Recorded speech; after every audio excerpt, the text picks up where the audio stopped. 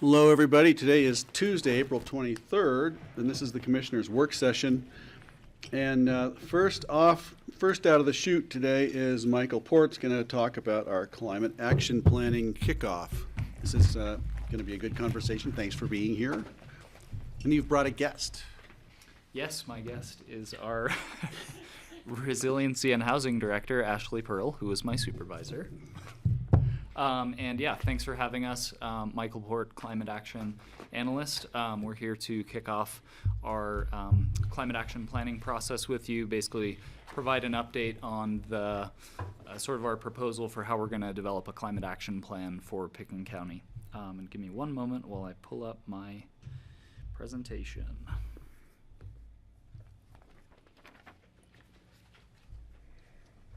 Okay. Yeah, we're here to kick off the Climate Action Plan, or CAP, which I will continue to say CAP from here on out. But the purpose of this work session is to provide an overview of kind of our planning process goals, our timeline, and where and when we want to ask county departments and the BoCC to weigh in. To start the conversation, we're going to look back at where we've been through our climate action work, talk about where we are today, and then moving on to sort of what is it the purpose of a climate action plan, Why are we doing this initiative? We can then move on to an update on our 2023 regional greenhouse gas inventory project that's sort of foundational to doing a climate action plan. We will then provide an update of the CAP development process that we want to follow, just the sort of overarching plan that we have to develop the CAP, and then leave some room for discussion and questions at the end. We wanted to put the discussion questions that we have forward at the beginning of this, just to prime you a little bit. So the first question that we want some clarity on is, does the BoCC have priority projects to pursue beyond county department's span of control? And we'll define what we mean by that department span of control. The next question is, aside from touch points listed on the timeline, are there other times you would like to be updated on the CAP? So what are your expectations for being kept abreast of what we're working on? So moving into the history of our climate action work, this is, I won't read through all of these, but the Pickens County has been engaged in climate and environment related work for a long time. Going back, before 2000, but starting in 2000 with REM, we had sort of an early version of a climate action plan in 2008, which was our energy action plan that had like an energy efficiency focus. We've done a lot of work supporting different organizations and participating in different sort of climate action organizations with other local governments. And we adopted our first official climate action plan in 2017 that was active through 2020. So in 2019, there was a big movement going on to talk about like a climate emergency. So we declared a climate emergency in 2019. Of course, in 2020, COVID came along and kind of disrupted everything. But in 2021, we sort of reaffirmed that climate emergency that we had set and built upon that by adopting 3 climate action goals. So we have a number one, the number one goal is a GHG reduction goal of 90% by 2050, or sorry, from 2020 levels by 2050. The next goal talks about regional collaboration to build adaptation and resilience capacity. So, recognizing that there's some amount of climate change happening and that we need to work with partners to prepare for that. The third one talks about equity and how we're going to equitably deliver climate action benefits and just carry out the work in an equitable manner. So these are the 3 climate action goals that we have been working to implement through all of our work at the county. So some of the initiatives that we have come out with in response to that climate emergency, the microgrid started in 2019. We had the airport common ground recommendations in 2020, which sort of ties climate issues to the airport. We set a net zero new construction goal by 2030. We're also working on electrifying our facilities and our fleet. The Community Growth Advisory Committee also incorporates these climate action goals into its whole purpose.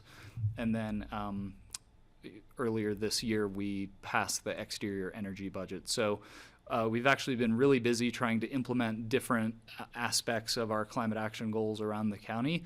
And sort of the purpose of having a climate action plan is to bring that under a coordinated effort and really make sure that our county operations are aligned under our climate action goals as best possible.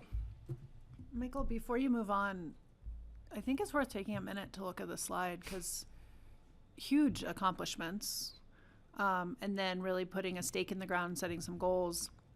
And then without a climate action plan, even with COVID, that's a lot of things that have been started or are underway without a climate action plan. Most communities have to wait until they have a plan in place, and then you start all the things the fact that we've moved on so many things makes me really excited for what happens when we have a plan and tells us even more things. I mean, granted, we need to replicate Michael tenfold, but we can talk about that.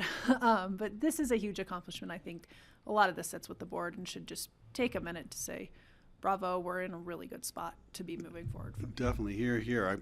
Compliments to all of you. I know I've been working on this for so long, even before Michael came on, and since Michael, I've been so glad that your desk is near mine, and when I'm here, I'm able to chat with him and communicate on various things. This is pretty amazing. Reflecting on this, one of the things that popped up for me is COVID changed this conversation. Not only did it delay it, but it actually changed it in some ways, and I'll be very specific for a minute, and we can get back to that. But just the ubiquity now of propane gas heaters outside of restaurants and bars in Aspen is actually a big deal. It's an exterior energy use using propane that we had not had before, and COVID kind of created it because of our restrictions on social distancing. But it hasn't gone away because it's a great profitable activity now. So COVID actually helped, our response to COVID may have helped cause some new problems, and I just want us to be aware of those sort of things going forward. So clearly an update to the plan makes an awful lot of sense. Kelly. Yeah, I would also note that I would add on here our diversion programs at the landfill, which I think are a really meaningful contribution as well. Yeah. It's funny, you are responsible for those, but you. He doesn't work there anymore. Yeah. Can't give him credit. He doesn't work there Yeah. anymore. It would have been too long of a list. I apologize. Sorry, landfill. No, she's right. Oh, good. Yeah, well done. But yes, must give credit to the Solid Waste Center as well for doing all the many things that they have implemented recently. Thank you for that pause, Ashley. So what is a climate action plan actually for, and what does it do? So first, it addresses climate change mitigation, which is emissions reductions, and more recently, kind of in the modern application, or that's being done now, is incorporating climate change adaptation and resilience. It uses GHG emissions data to set a baseline and establish targets and monitor progress. And it lays out strategies, measures, and actions for climate action work. And really the purpose is to identify who's going to be responsible for taking those on. What a CAP does not do is detailed forecasting of GHG reductions of specific actions. So, for example, we know, we have our goal of 90% reduction. We know that the building sector emits a certain amount of emissions, but the specific little tweaks that you can do policy-wise to try and reduce emissions is highly variable. There's a lot of factors that go into it. So this is not part of our exercise of our climate action plan. Also, it does not analyze costs of specific actions, especially as we've seen with many other county initiatives. When you're moving from planning to implementation, the costs can vary widely. So this will lay out sort of the priorities, but doesn't get down into the super quantitative number side. Just to be clear, you need the data. You actually need greenhouse gas emissions data to be able to construct the plan. But you're not going to go out on a limb to forecast what's going to happen. We just have to, that'll come, but it's not part of this. Correct. Right. Well, Thank you. we just wanted to manage expectations because the CAP will have a number of actions. It will be a list of actions. And I think there's a temptation to say, okay, well, if we do this and not this, how much will we reduce emissions? And forecasting around specific actions is a pretty nascent analytical kind of landscape.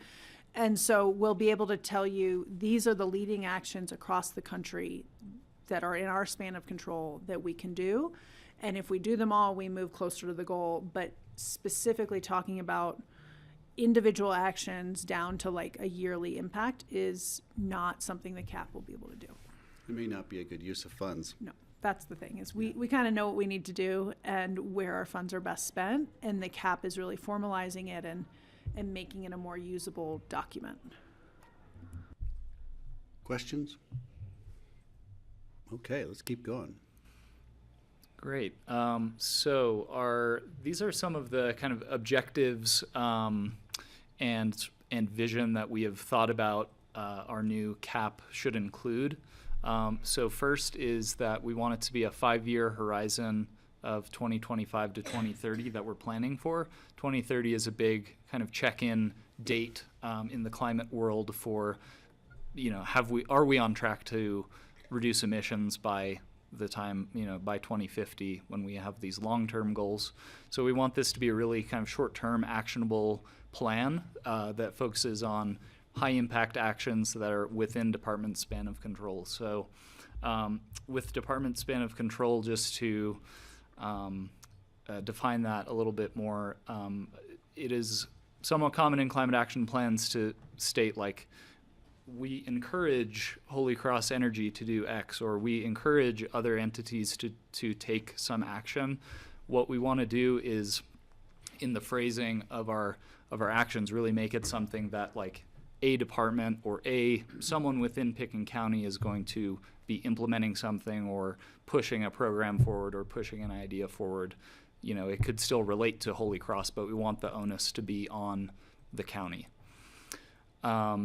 We also would like to have this integrated into departmental work plans and budgets and our county decision-making processes.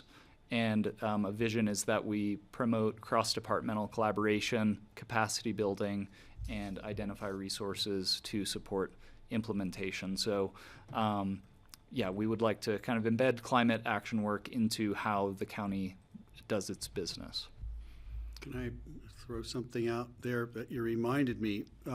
When we first had our climate action plan and declared our climate emergency, for a while it seemed as if almost every department came to report to the commissioners. They would talk about how it fit with the climate action plan, or how are they, how is their puzzle piece fitting in? And so it makes sense, and I'd love to see that it be included in this somewhere, that reporting includes that as any departmental report within reason. Yep. Noted. So here's the kind of process that we're thinking very, very high level of how we will develop our climate action plan. So phase 1 is kind of a discovery phase where we are doing a scan of our various county plans that we already have in existence. Are there ways that they could be sort of linked better with climate action? We're also doing a scan of kind of best practices, what's happening in the community, with the city of Aspen or our municipal partners, just getting a lay of the land in the climate action world to put Picken County in context. Phase 2 is the really important part, where we are going to try and put or operationalize those objectives that we stated in the last slide and really figure out how we're going to do those things. So phase 2 is the engagement process, where we're envisioning a series of meetings, workshops to gather departments and leadership that will be active in climate action implementation and can guide us on how we really embed climate action work into the county. So that's going to look like, one-on-one meetings with departments, sector workshops. So who has emissions or is responsible for emissions in the built environment, transportation, waste sectors, to have sort of collaborative conversations around those. And then taking what we've learned through phase 1 and phase 2, we move into the plan drafting and report. So we're going to take the findings from that engagement process, put it into a draft climate action plan, circulate that plan, make sure that we get sign off from who is named in that report. You all will have an opportunity to receive an update at that time too, we're envisioning. And then we will incorporate all of that into a final CAP report and have a nice document that we can put on our website and share out.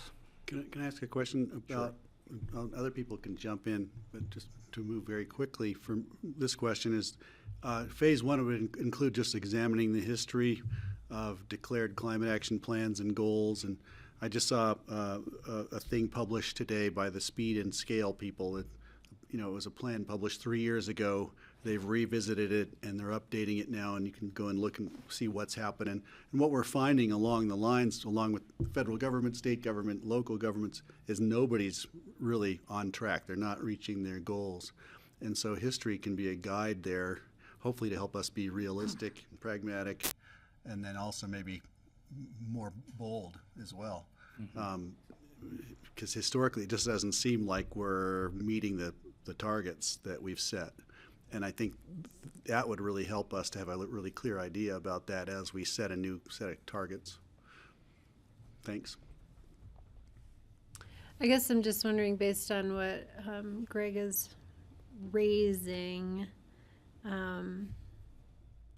if the plan will kind of highlight or call out, like, opportunity versus difficulty, how will, if it will help guide us and how we would select that, or just have a realistic, like, if you really wanted to get there, you would need to do all these things, I think, to some extent, so we're already doing a lot of the kind of what we need to do as far as trying to electrify our facilities by 2030, electrify our fleet. So we are moving some things forward that are sort of best practice now.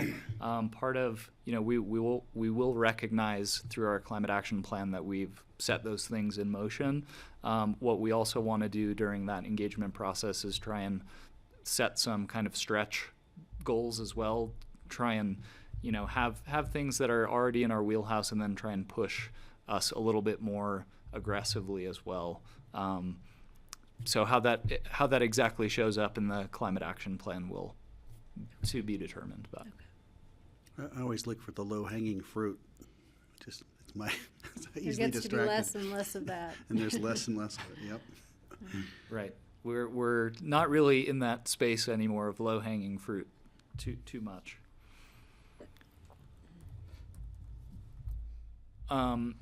So these are some of the themes that we will be discussing during the phase 2 engagement process. So first is goal setting.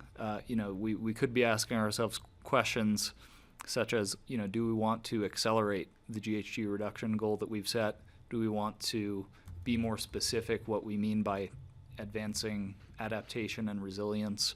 As Greg mentioned, the landscape of climate action has changed a lot in the last 5 years, since we did our first climate action plan and even since we set our goals. So that will be kind of an initial conversation. Another conversation will be those identification of what are the relevant climate actions that the county departments and other groups should be doing.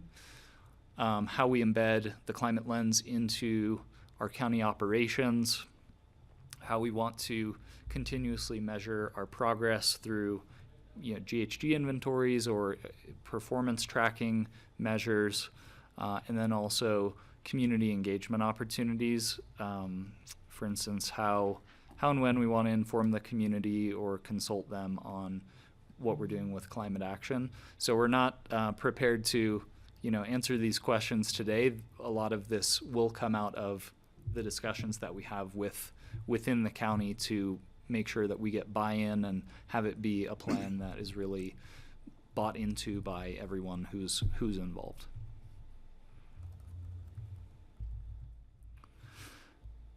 All right, and now just a quick update on our regional greenhouse gas inventory. So we are underway with our update of our inventory. We're going to be looking at the year 2023. We're excited to be kind of sponsoring this project with our regional partners.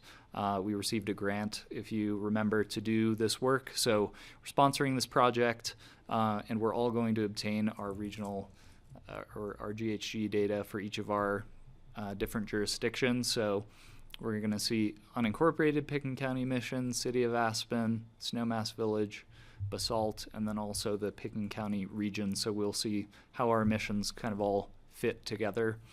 And the result of this will be actionable data, so to help us understand our drivers of emissions and track our progress. So the last emissions inventory that we had was in 2020, and we've been on track to do an update every 3 years.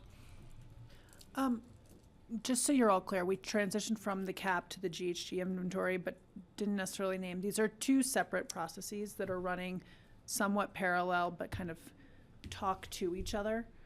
The GHG inventory is something that typically local governments do every 3 years.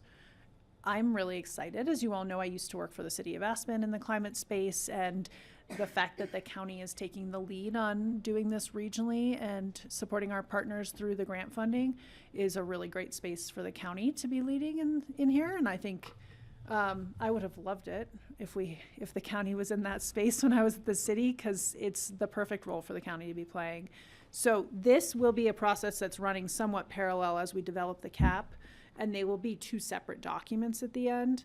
But our GHG inventory will tell us just how far we have to stretch in our CAP to really be pushing, and then when it will inform other goal setting activities. But it's sometimes a little bit confusing when we're talking about all these different acronyms and different processes. Right. Thank you for bringing that up, and I want to circle back to the CAP. I don't know if we're going to flop back and forth between the two, but I did want to say that there's some great articles out just today, or about Earth Day yesterday, on messaging and optimism, as opposed to the sense of pessimism people get when they get into this and get so discouraged because we're not meeting our goals or it just seems overwhelming. And there's such a huge effort to actually recognize where progress has been made, and progress is being made in some places, but it has to be pragmatic and balanced with the size, the enormity of the challenge.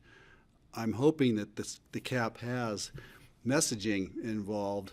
You know, we're going to have to really celebrate our successes and be very clear-eyed and pragmatic about the goals ahead and how to get there. And that's going to be an important part of the CAP, because as these articles, national press were saying, you know, it's so easy to discourage people who then just throw up their hands when really there's an awful lot we can be doing and good things are already happening. Thanks. Yep. Appreciate that comment. And thank you for the clarification on this, Ashley.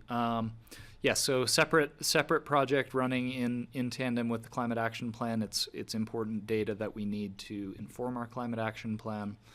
So we will have this data towards the end of the summer or early fall.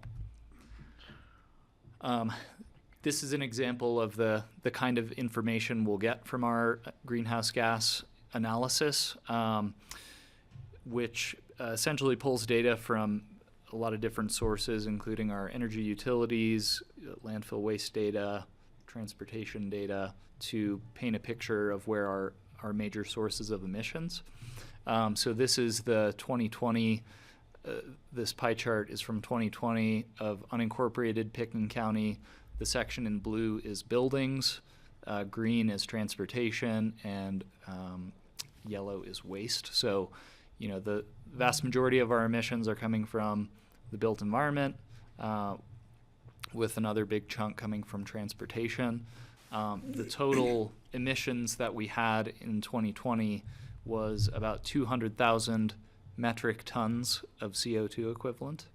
And, you know, with our goal of reducing 90% across all of these sectors by 2050, this is just to kind of illustrate where we need to be focusing our efforts in climate action planning.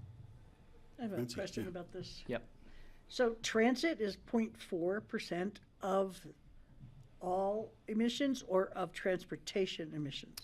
Of all emissions. Okay, so those percentages are of the whole thing? Yes. Not their sector? Correct. Yeah, there's other, like a transportation-specific breakdown in that same report that would show a different percentage. What is Right. the transit contribution to transportation Right. emissions? Yeah. I get that, okay. Now, I've seen this a bunch, but I've never actually thought about it this way. What does this look like when we get there? Like, we still have a pie chart, right? And we still have percentages, but ostensibly it's a smaller pie. It'll look Yeah. the same, the balance may be Right. the same. Yep. Yeah, I mean, Yeah, so, we have inventories going back to 2014 and every 3 years since then.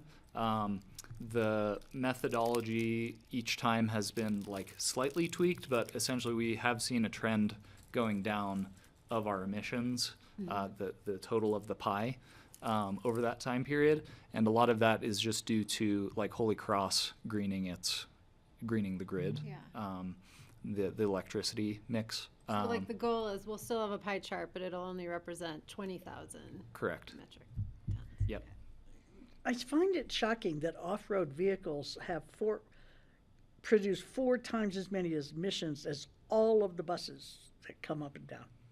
Is that real? Is that possible? Gas burners.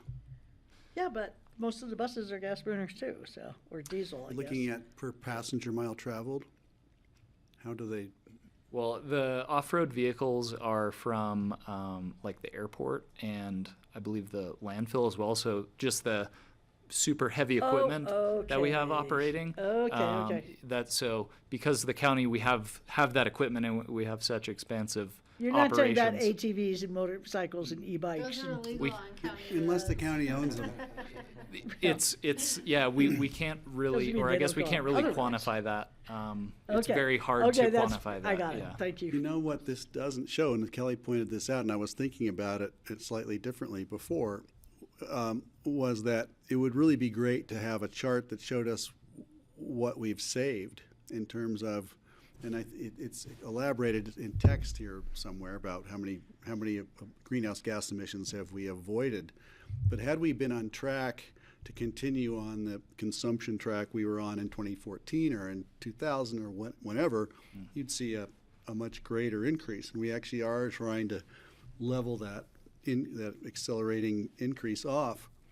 And it's be helpful to see that because, yeah, it's hard to tell. These are about the relationships of the various emitters. And we're going to know this changes because we're already, I think, at 10% electric vehicles in Colorado, and that's going to change the the car, emissions, and it'll change transportation. Aviation, if it ever gets to electric aviation, will have a significant change, but it's kind of hard to tell, and it'd be useful to see that we're actually making progress somehow. I'm laughing because whenever we put up a graph, it makes us want more graphs. Right, of course. Yeah. You want And more. I think the point of this being you can expect to see this graph so that we can see how it changes over time, among others that are in our current GHG analysis, and just kind of previewing for you some of the data you'll be able to get in the GHG analysis, and some of the limitations, which what you're talking about, Greg, is more of like a contribution analysis on what's gone down and why, Right. which is just to manage Useful, but expectations again, is not part of our GHG analysis scope because it's still, it's pretty new and we've done one a couple of years ago, but it was, I will say it's a much larger scope than what we have currently scheduled in our grant application. So It's also a forecast. I think, yeah, dubious GHG value. analysis is great and it will tell us a lot. And it will leave us wanting more. And that's kind of the nature of the deep dive data into climate that we're all familiar with. Yep. It's a good static look at what's happening in that year, and that's really the main Well, and it's a good purpose. reminder, aviation will probably grow bigger in the pie, even if nothing changes in aviation, right? Because it's just a slower conversion. Right. And hopefully electricity is a smaller, becomes a much smaller portion of the pie. Correct. Thank you. Yeah. All right, and this is just to give little set expectation of our timeline. So we are trying to wrap up this project by the end of this year. The GHG inventory is we're getting under contract today, I think, and we're expecting that to go through the end of Q3. the research and engagement process, those 3 phases that I described, are also the discovery phase has also already started. We're looking at the engagement process with departments and with you all to be taking place over the course of this summer.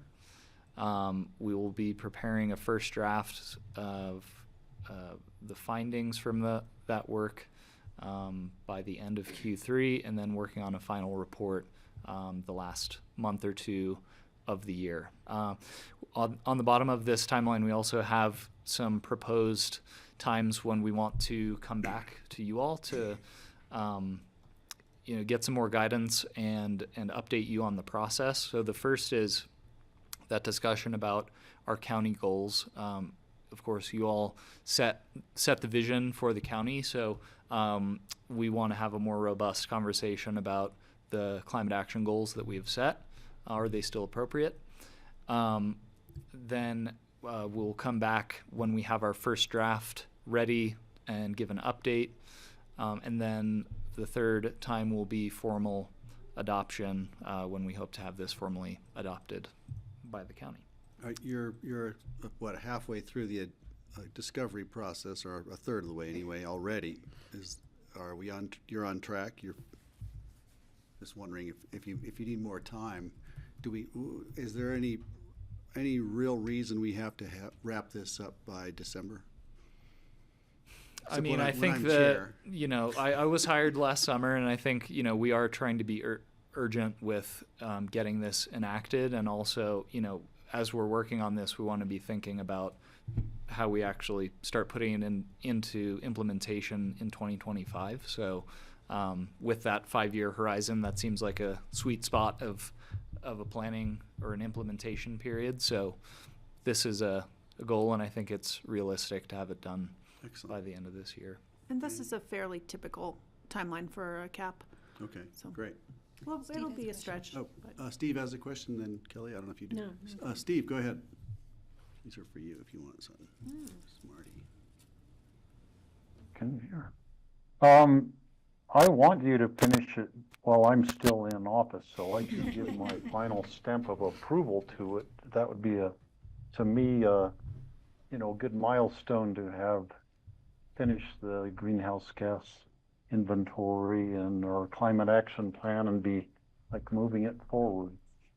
So finish it on this timeline. That would be great. We'll do our best, Steve. I didn't have to say that because I want you to do it while I'm still the chair.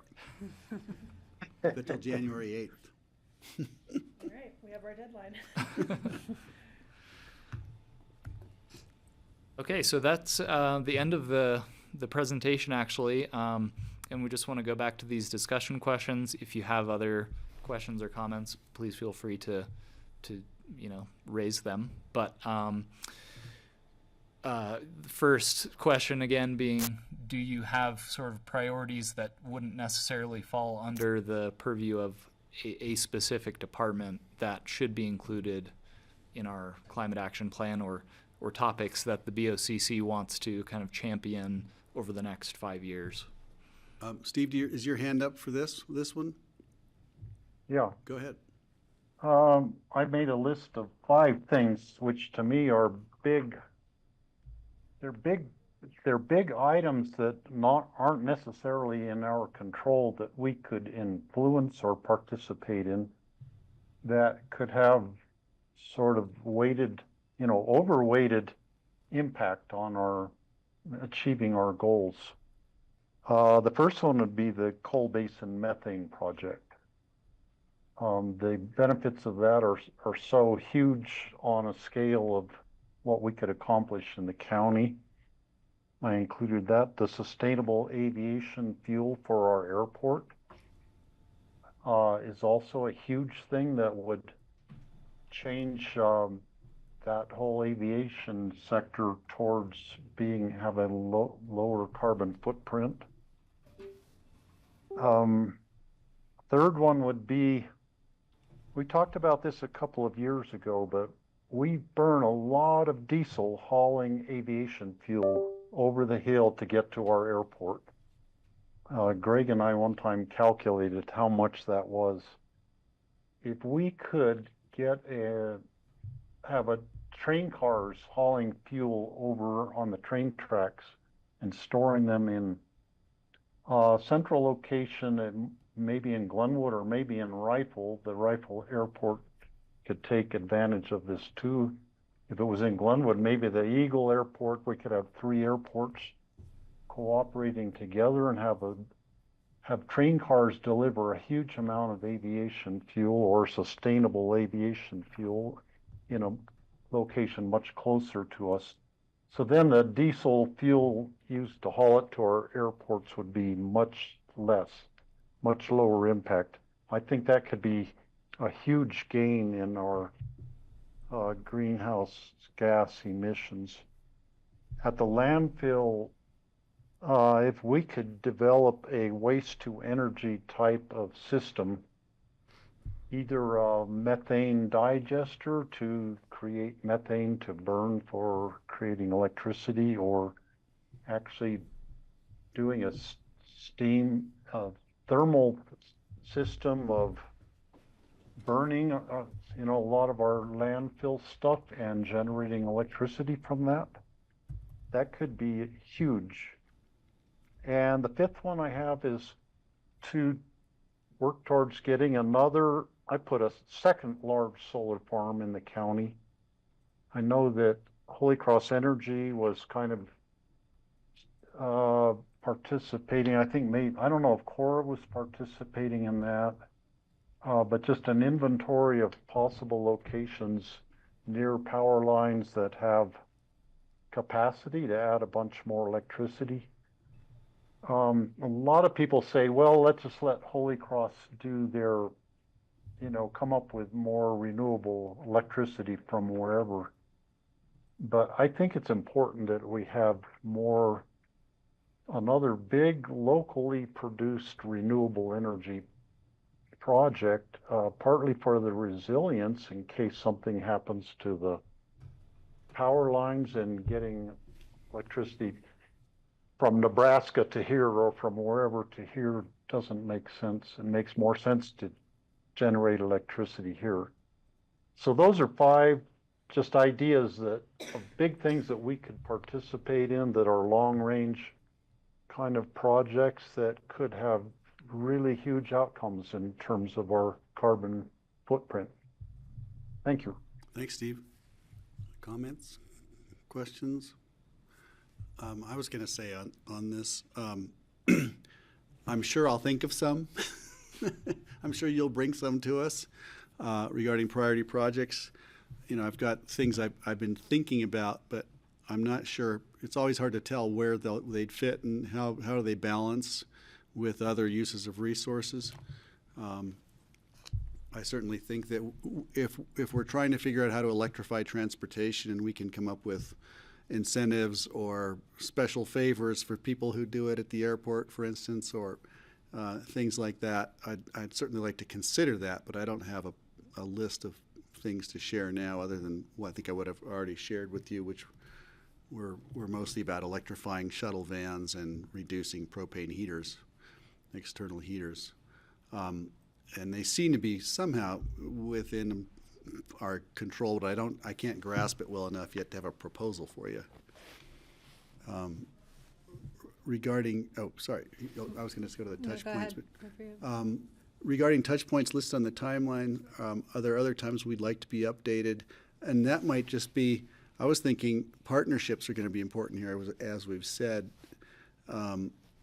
how we're doing with, if we really want to be effective, we want to do it on the regional basis if possible, or at least with our immediate partners.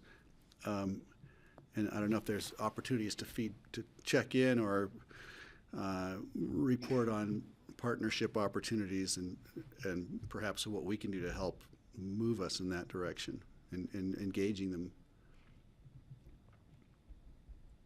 And that popped up on check-ins. I'm not quite sure why for me. Okay. That's helpful. You always say that. Thank you. Go ahead. Yeah, I'm sort of wondering how we should think about like policy matters rather than like that are more community facing, but would be run through a department? Like, will that show up in the cap? Okay. I think that that's going to be what might feel different from folks who have maybe experienced a cap with a different organization, or is that there are community facing caps. City of Aspen has one. And there's a lot of things in there about like encouraging the public to, or working with partners to incentivize. And so I think we're going to try and pull it back to, if we or if you all can approve a policy that requires homes to do something or something like that, that's definitely in our span of control.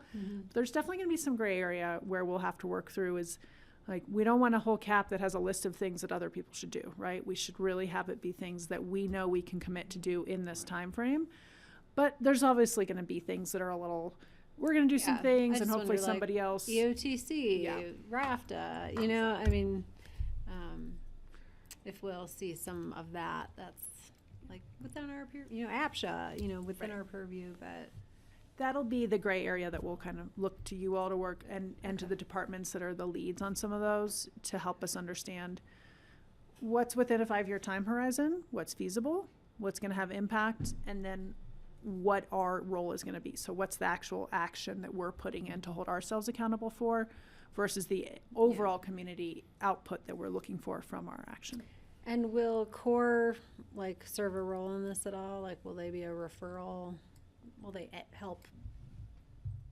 They will if I'm involved with them. They will. CORE is. Will they just say maybe ask these questions this way, or I don't know. Is thankfully, they run a lot of our community climate programming, so I think there will certainly be a nod to the continuation of a lot of those programs that are available for the community, so that we can focus again on what's in our span of control. That being said, CORE's no longer within their scope, no longer includes that sort of consulting on GHG inventories and caps, but they're a partner who Michael and I work closely with all the time, so we're not going to be strangers during this. Okay, thank you. Francie? Yesterday, I was interviewed by a couple of Aspen High students on traffic congestion in the valley. They were adorable kids. And they're putting together a podcast, and one of them said, well, I was talking to somebody the other day, because I had mentioned the lumberyard and ways to incorporate lumberyard traffic with airport and stuff. And he said, well, I was talking to somebody the other day that suggested that the lumberyard become a no cars allowed place to live. So in order to qualify for living there in that affordable housing, you'd have to commit to only using public transportation. So I was talking to him about, that might be kind of hard to enforce this, Americans don't like to be told what to do. But so we did discuss the possibility of committing to having one car per unit, which would be an improvement. And that would be something that a government could do, It was an interesting idea, I thought, that came from like a 16-year-old. I don't know if I shared with you, speaking of RAFTA's zero emission vehicle plan. They've just shared that with the board and publicly last week, and so there were some interesting, brief,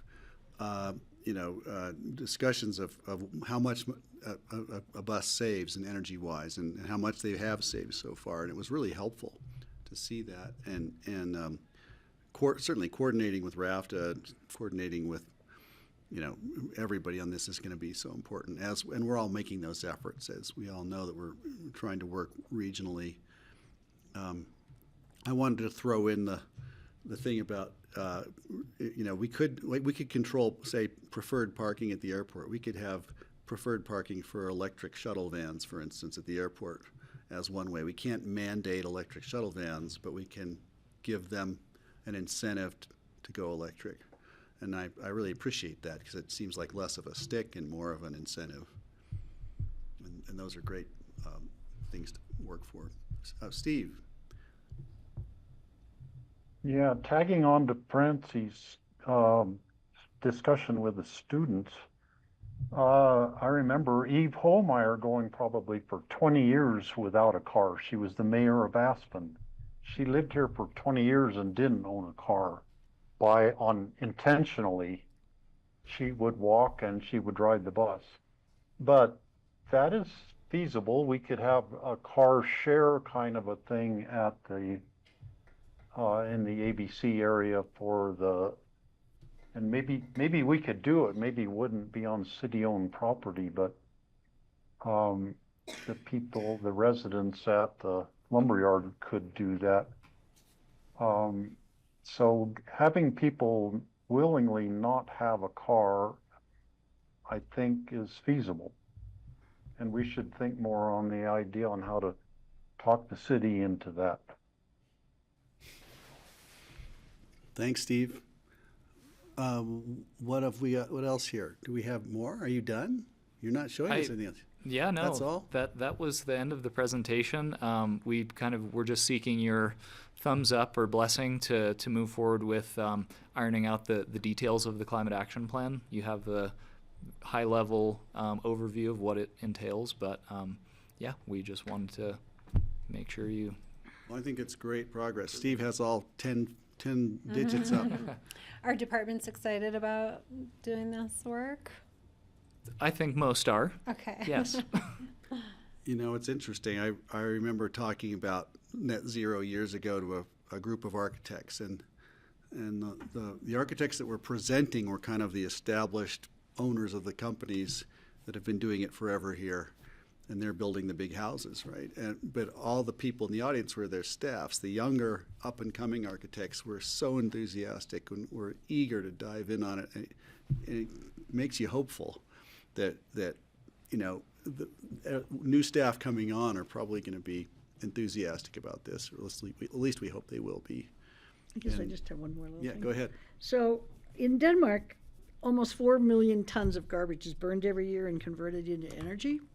And you burn so much of their garbage into the energy that they need that they don't have enough garbage now to create the energy they want. It would be so cool if we could figure out a way to do that and save our landfill and create electricity. We could I send think it that's to an Denmark. area that we should put some serious effort into. Yeah, Yeah, I like Greg's idea. We'll ship it to Just send our Denmark. trash to Denmark if they need it. You know, yeah. And they do it with incineration. They don't do it by turning it into gas or capturing gas. They do it with incineration, so it's interesting. Yeah. Isn't that dirty? Well, it's, Doesn't sound like a clean way to I do know, it has a bad does it? reputation. Unless you live in And Denmark. they run their buses on, you know, biofuel from Uh-huh. anaerobic digestion. Right, So. right. What's really cool is so many new technologies are coming out now. Like it seems that we're in a renaissance of technological innovation regarding energy, and what we're seeing on the battery front, what we're seeing on transmission of electricity. They just discovered they can use the same lines, the same locations to transmit twice or 4 times as much power. You know, things that we weren't thinking about just 2 years ago.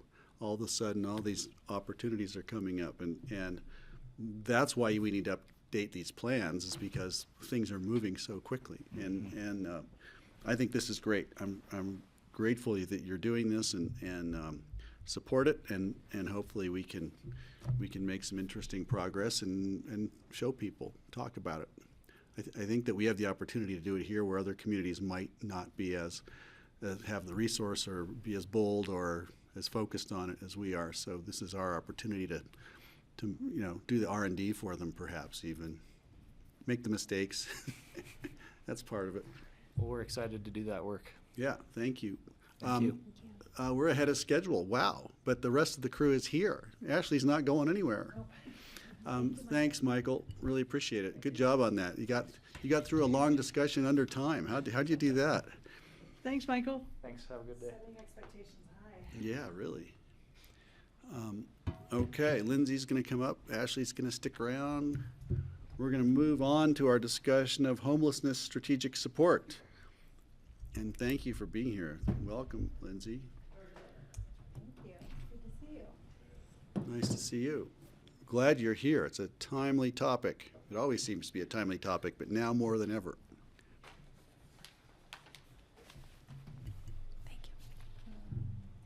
Are you going to present? I am going to oh, you've got present, it. Okay, which great. means I just need to, you know, command the bots to do that. You need to plug in. Just come over here and make sure I'm doing it right.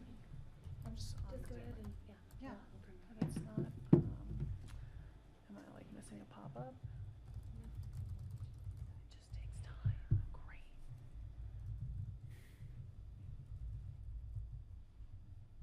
Awesome. Love that. Should I refresh? Oh. Thank you.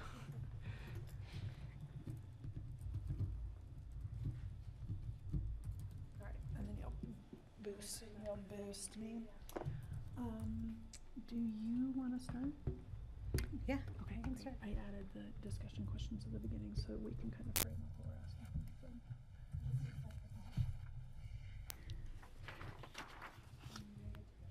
Thank you.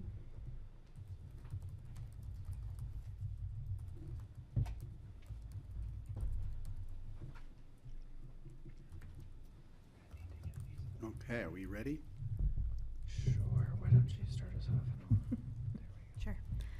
Hi, everyone. Lindsay Hi, Maish, Lindsay. Director of Human Services. Good to see you all. Here today to talk about homelessness strategic support. There have been some broad efforts regionally, and we're looking to how we can support some of those efforts locally and starting to really get down to how we end homelessness in our region. So, let's see, did I get the purpose right? Review the homelessness landscape and discuss a possible scope of work to bring on strategic support. So what we are coming here today to talk about is whether there's support around going out to bid to find a contractor to help us locally in Pickens County better understand our homelessness challenges and any potential solutions, and narrowing in both on programs and services as well as inventory and what that might look like. And of course, during this conversation, we want to talk about whether you all see any missing elements from what we're proposing in this scope of work today. Thank you. So to provide a little bit of background, as some of you may remember, we started a Pickens County. Am I good? We're good? Okay, sorry. It's like, sensitive. Withering glare, John. And I know, it was effective. In 2018, we launched the Pickens County Housing Stability Coalition, which included lots of different folks who came to the table. I think that had over 100 people. It was people who were living in homelessness, providers, elected officials, staff. Lots of people were involved in those efforts. And in that first year or two, what we did was we worked together to create a strategic plan. And then we were really lucky to have COVID-19 hit right as we finished the strategic plan, and it put us in a position to start apply. A lot of funding became available for folks who are homeless to make sure that they were safe during COVID-19. What that did for us was really started to build some infrastructure around how we're gathering data locally, what we're looking at, understanding the landscape, and start bringing real support services. At that same time, you may remember the Aspen Homeless Shelter closed, and that business was then requested for proposal to go up to expand the current service delivery model that there was, because we knew in that strategic plan that there was a need for more case management. That was one of the goals. And then also to really get folks out into the community to be working with individuals who are homeless alongside some of the efforts during COVID-19, which was the safe outdoor space and some of those things that were going on. That brought in around $1 million of what was called emergency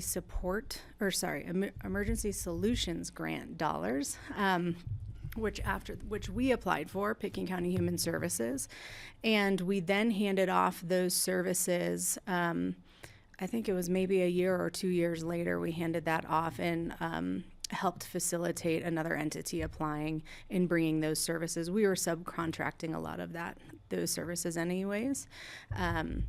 So that all came locally, which was really great. And what it did was it brought in this kind of extended and expanded case management.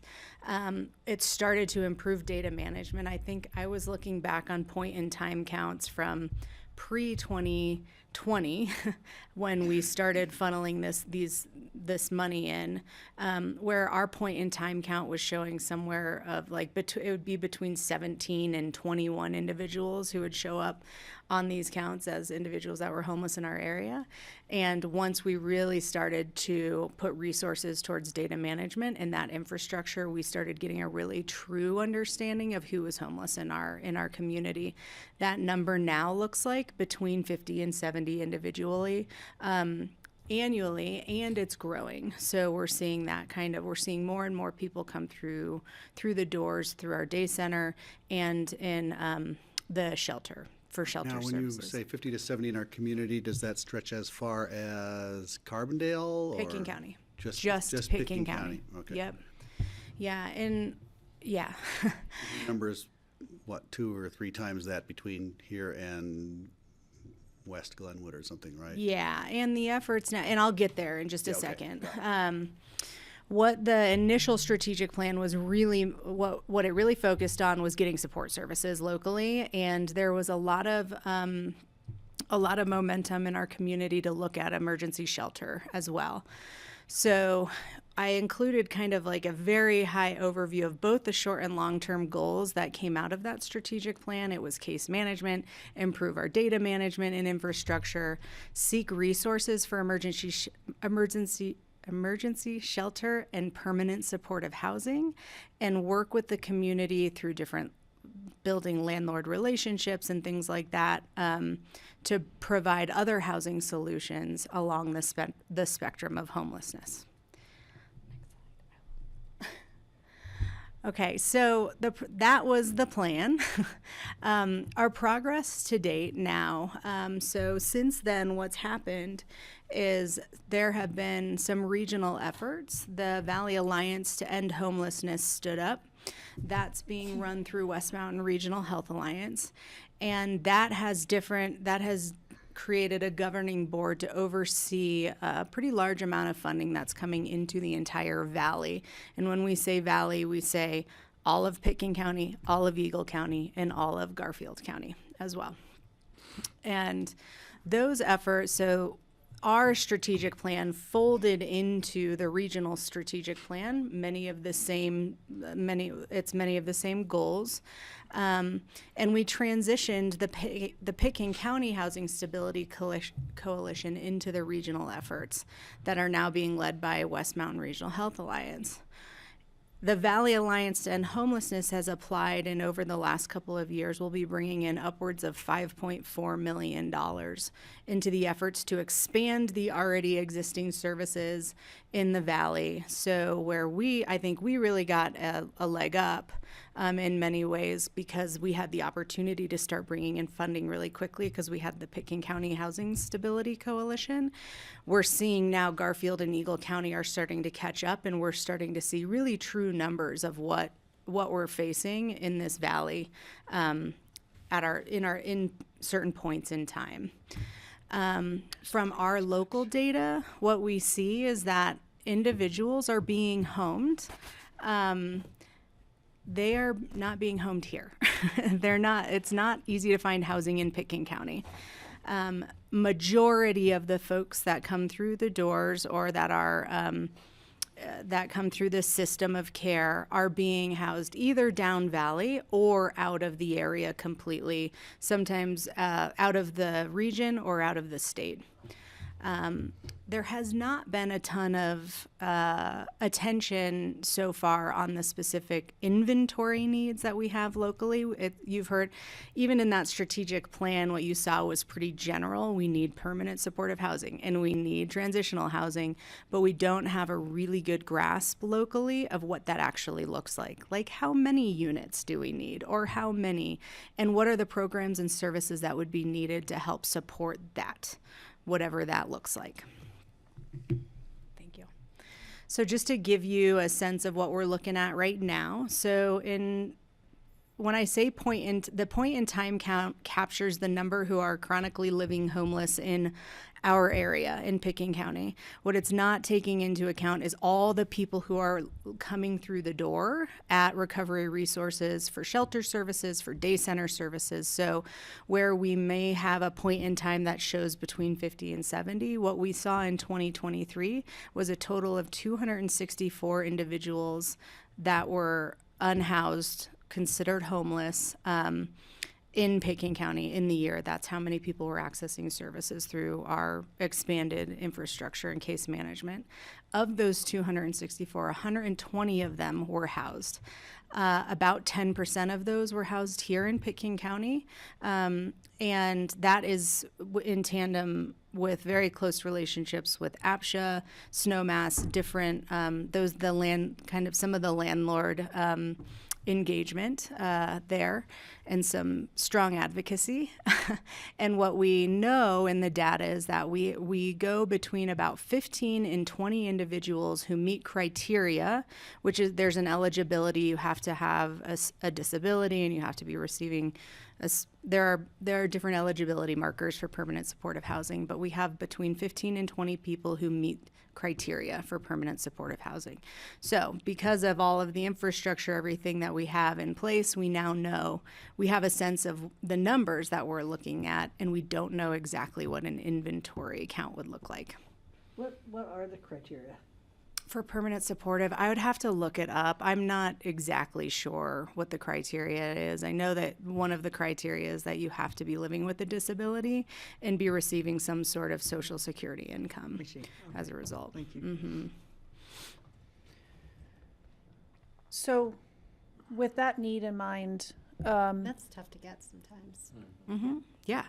That's like a high that's bar. part of that case management, those services. These folks who are working so hard with the Social Security office and working with, with all of our partners, Mountain Valley Developmental, different partners who are really helping folks to get on the pathway to whatever that is. We just don't have the solution locally for when they do meet criteria. But there's folks who probably have a Now lot they of do. need, but maybe just aren't pursuing that Sure. path for technical disability that can be supported too. Yep. Thanks. So I think some good things to note here. I wouldn't go as far as to celebrate but some good work. Having the Pickens County Housing Stability Coalition really teed us up to be able to pull down some funding and have some very quick responsive programs. I think also the collaboration that's existing at the Valley Alliance to End Homelessness and bringing that all into a regional scope is a true model for regionalism.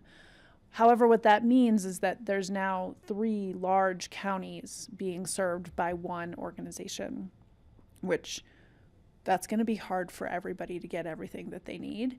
And we still have quite a need here locally in Pickens County. And so Lindsay and I have been chatting and said, how can we both support a regional effort, but also make sure that as we see more and more people come through the door every day asking Pickens County specifically for services, we have a plan to meet that. Because we're not looking to the Valley Alliance to End Homelessness to create a very specific plan for what we're going to do if we see, for example, a 20% increase in our case management needs specifically in Pickens County.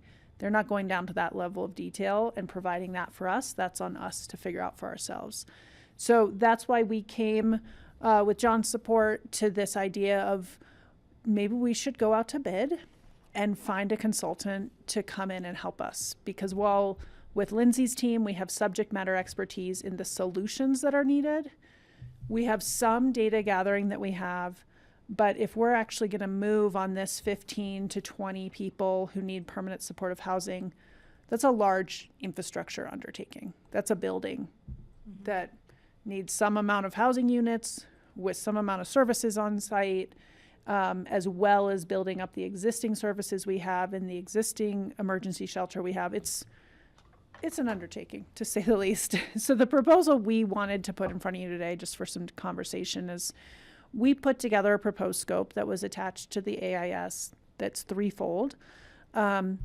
if you like this, we would love to go out to bid and see if we get people who can help us with this in a pretty specific way, and see if we can really, at the same time, support the regional effort, but also make sure we're taking care of our own responsibilities here.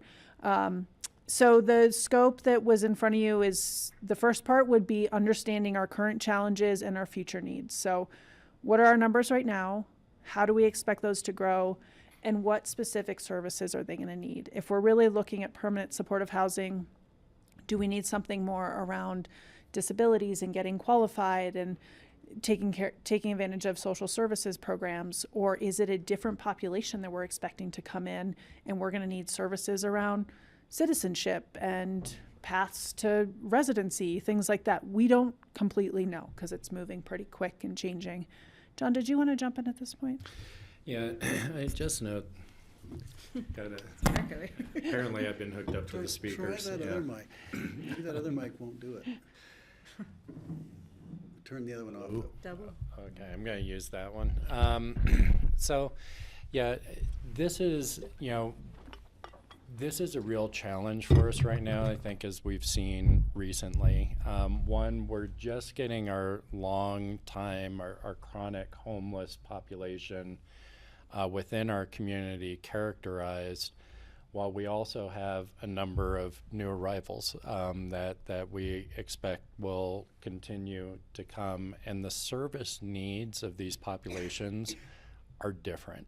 The housing needs may be similar, but we're really trying to see that there's a lot of emerging kind of programs and I think research out there about what's working in these different spaces that we just don't have internally right now.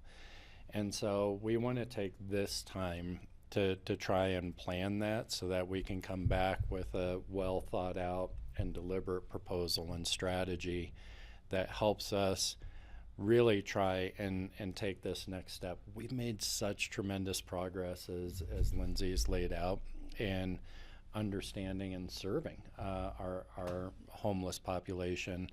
This last piece, I think, is something where we need to grab some additional expertise in order to build a program or programs, may end up being that help us work towards this, hopefully essentially eliminating homelessness in our community. So that's really the point of this, is we're getting down to kind of harder to serve populations that have different needs. Is that a fair summary? Yeah, I was also going to add that I thank you, Ashley, for saying I have subject matter expertise, but I do not when it comes to this. And it's true that it's complex enough that we need some help in how we plan. Yeah, agreed. Francie?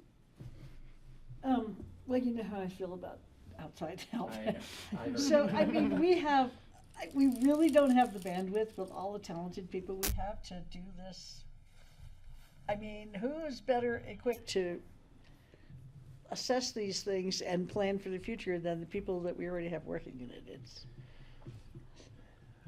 people have experience doing it in multiple communities right now and seeing what has worked and what hasn't, and we can take the strategy of trying to build those programs ourselves and go through the learning process. I think, as Lindsay just said, thank you for being vulnerable there for a second, that our subject matter expertise is limited in-house, particularly in dealing with both populations' needs. We've seen that recently with the arrival of immigrants in Carbondale, even.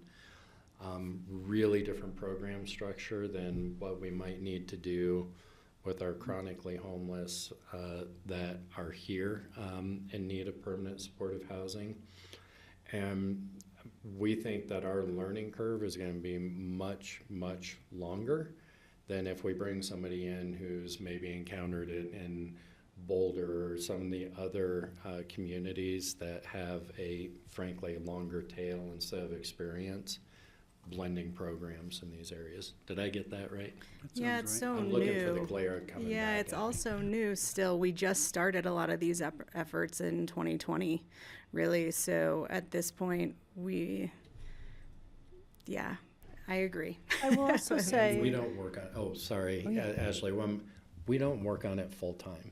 You know, Lindsay has other programs and such that she needs to focus on, as does her staff. It is actually not traditional to have homeless support in a human services department. Most counties, have a separate nonprofit or such that's doing that work. We used to have a separate nonprofit that primarily did that work. So within even, Lindsay, I think your peers, it's unusual. Boulder, I think, has a housing and human services department. They're kind of on the cutting edge there. Interestingly, that's actually they're disconnecting those things okay. now. Yeah, they're putting housing alone for this very reason, though, I think. Well, I guess my I would other. just oh, offer, I mean, the people that I would think would do it, like, I can't imagine asking like Janelle and Betsy Crum and Right. whoever runs I forget. West Mountain Yeah. Regional Health Alliance. April. Like they're so Busy with their busy. case Yes, exactly. Like, yeah, they have tons of expertise. I think they're fantastic, but they're like doing the work of it.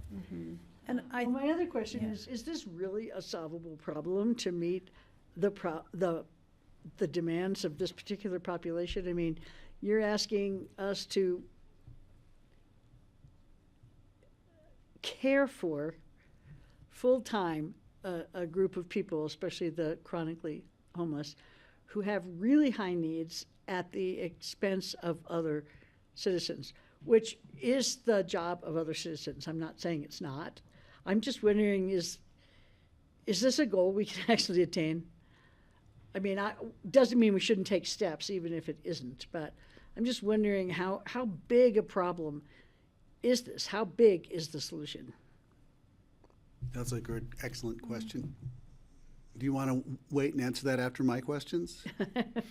Did you have something to, yeah. Well, I'm fresh to the homelessness space, but what I've really learned is that we run a lot of programs and services, and those can only get us so far. And the next step is this permanent supportive housing, which brings in the infrastructure aspect. Because we can run programs and services all day out of our existing human services building, and we put cots on the floor at night, and somehow we sort of make it work. When we're talking about permanent, this is a building that we have to find and build out and figure out not just how we have the programs and services available, but the actual infrastructure needs. And that's where I think our existing in-house expertise starts to get very flexed, I guess, or maxed out. And so I do think, I don't know if it's solvable, but I do know that when you look across other leading counties working on homelessness, they have a permanent supportive housing option.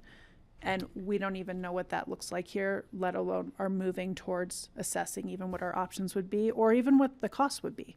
Yeah. If we don't even know how to budget for such a thing because we don't know the magnitude of it. Yeah, well, that's what I was just getting some idea, but I guess if we can't do it, then what community could do it? Well, and I do think there is some like positive case studies out there where like the state of Connecticut that, I would suggest sitting with Betsy Crum sometime and learning about Built for Zero, which is a lot of what, is the foundation of what the coalition uses as a model that talks about like an end to functional homelessness, with like targeted goals of like within 2 weeks, they're going to have people.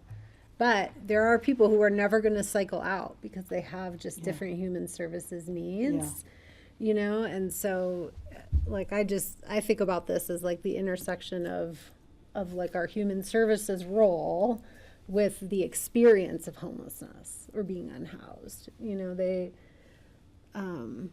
They don't have to exist together, right? They don't? I don't think so. I think that if you have services for people if our human services can address the needs of those who have higher degree of need, then they don't have to fall into homelessness. Oh, I see what you're saying. Yeah. That's what this is. This is like that next step along the, Yeah. You know, it's a Well, different I way mean, of thinking about we have subsidized people who housing. have middle-class know. jobs and make $100,000 who can't afford to live here, so. Sure. I mean, it just seems like, But don't have the same degree of human services needs, right? yeah, so they're more expensive. Much more. Yeah. Yeah, I mean, Potentially. and, you know, this is a wealthy community. We should be able to take care of the people in need who live here. There's no question about that. I just see it as a, you know, just trying to find housing for people who are working and don't have special needs is difficult. So then trying to find housing for people who aren't working and have a high need for lots of services, just, it's intimidating. It's daunting. But I wouldn't daunting. assume that they're not working. I was just going, so Yeah, there is okay. some Good interesting, point. yeah, there's some interest, and I don't have it right now, Francie, but I can get it for you. There is data around the actual cost savings of doing something like this, because many of the individuals, because they are on they qualify for disability for some reason, whether it's for like a physical disability or it's a mental health disability or a substance, they qualify in all different ways. And what we're finding locally is that a lot of those, just to drill in, but what we find locally is that the impact on the resources that we have, like law enforcement, the judicial system, health and Medical. human services, Medical. the mental health facility, the detox facility, the ER. way that I know that there are some studies, and I'll go find That them, would be and great. and I'll try to see what it's different in each community, Like, but what what's the the cost trade-off? savings is to put people in homes who should be in homes and not and then not be compromising these different systems of care in so many ways that are expensive. I mean, it's expensive to go into detox for a night, where a lot of people are going there for housing for that night, where if they were in permanent supportive housing, the cost savings. So I can try to find some of that data for you. Isn't that what our consultants who's studying this is going to find out for us? That is what they would be looking at. Yeah, I think they would probably be bringing some of that for us. And then to just piggyback on what Kelly was also saying, I did some focus groups with individuals who are homeless. It's been a couple years now, but I had about 10 people in each group that I talked to. And of those 10, at least 8 were working. So it's also the folks that are working here who can't afford housing. Yeah. It's the same people, right? It's the same people, I people, think. yeah. Yeah, we're Some talking of about the them, same yeah. people. And I wanted to, I appreciate this, and I do think we need to hire somebody who can help examine this, because it's complicated, and yes, it's, as Francie points out, it's expensive. Maybe it's less expensive than the alternative, but we do need to examine it. And my questions, one are, ongoing. How do we support something like this? I can't help but think about, mental health issues, and my only experience working with homeless in any significant way was where 97% of them had mental health issues or addiction problems that completely incapacitated them in the inner city. And I know it's different here. We have refugees and immigrants who are homeless because they're penniless, but they have their faculties and they'll figure it out at some point. They just need a leg up. So the question is what percent of our population, I guess you pointed out, maybe it's 15 to 20 are incapacitated, whether it's mental or whatever. physical or something like that. That's something to be good to understand and learn more about. I guess I've got a couple other things. One are, you've mentioned that other communities are doing good work on this and that we should look to see what they're doing. I really want to understand, especially the ones who are around us, because one of the myths, is it a myth or is it a fear that people have, is that if we create an attractive nuisance, like if we've got the best homeless shelter in the state, does that mean we're going to be full of people seeking us out? Does it become a destination when people hear it's easier or it's a better quality of life, or is that something to worry about? Because I hear those fears expressed. I think it's probably a myth. I think that people who are homeless, don't go looking for the best destination, but I don't know. Somehow if you have the ability mentally to make a decision, you might be thinking, where can I go to be safer, warmer, more secure? And some people might be thinking, hey, go to a place like this where there's a lot of wealth trickling down, or whatever, however you call it. I'd like to understand that, and I'd like to understand how big a myth is that we're creating a nuisance, because that's one of the objections that people come up with. Mental health, it's not mentioned anywhere in here, but I think it's a huge component. And I'm worried about our support for mental health already. We're looking at the West Springs Hospital, which seems to be collapsing again, which is heartbreaking for me. It just shows perhaps statewide we don't have the support for the sort of institution that takes care of the people who really, really, really need that. And thousands of people have been through that hospital and benefited from it, and it's not going to be there fairly soon if things don't change.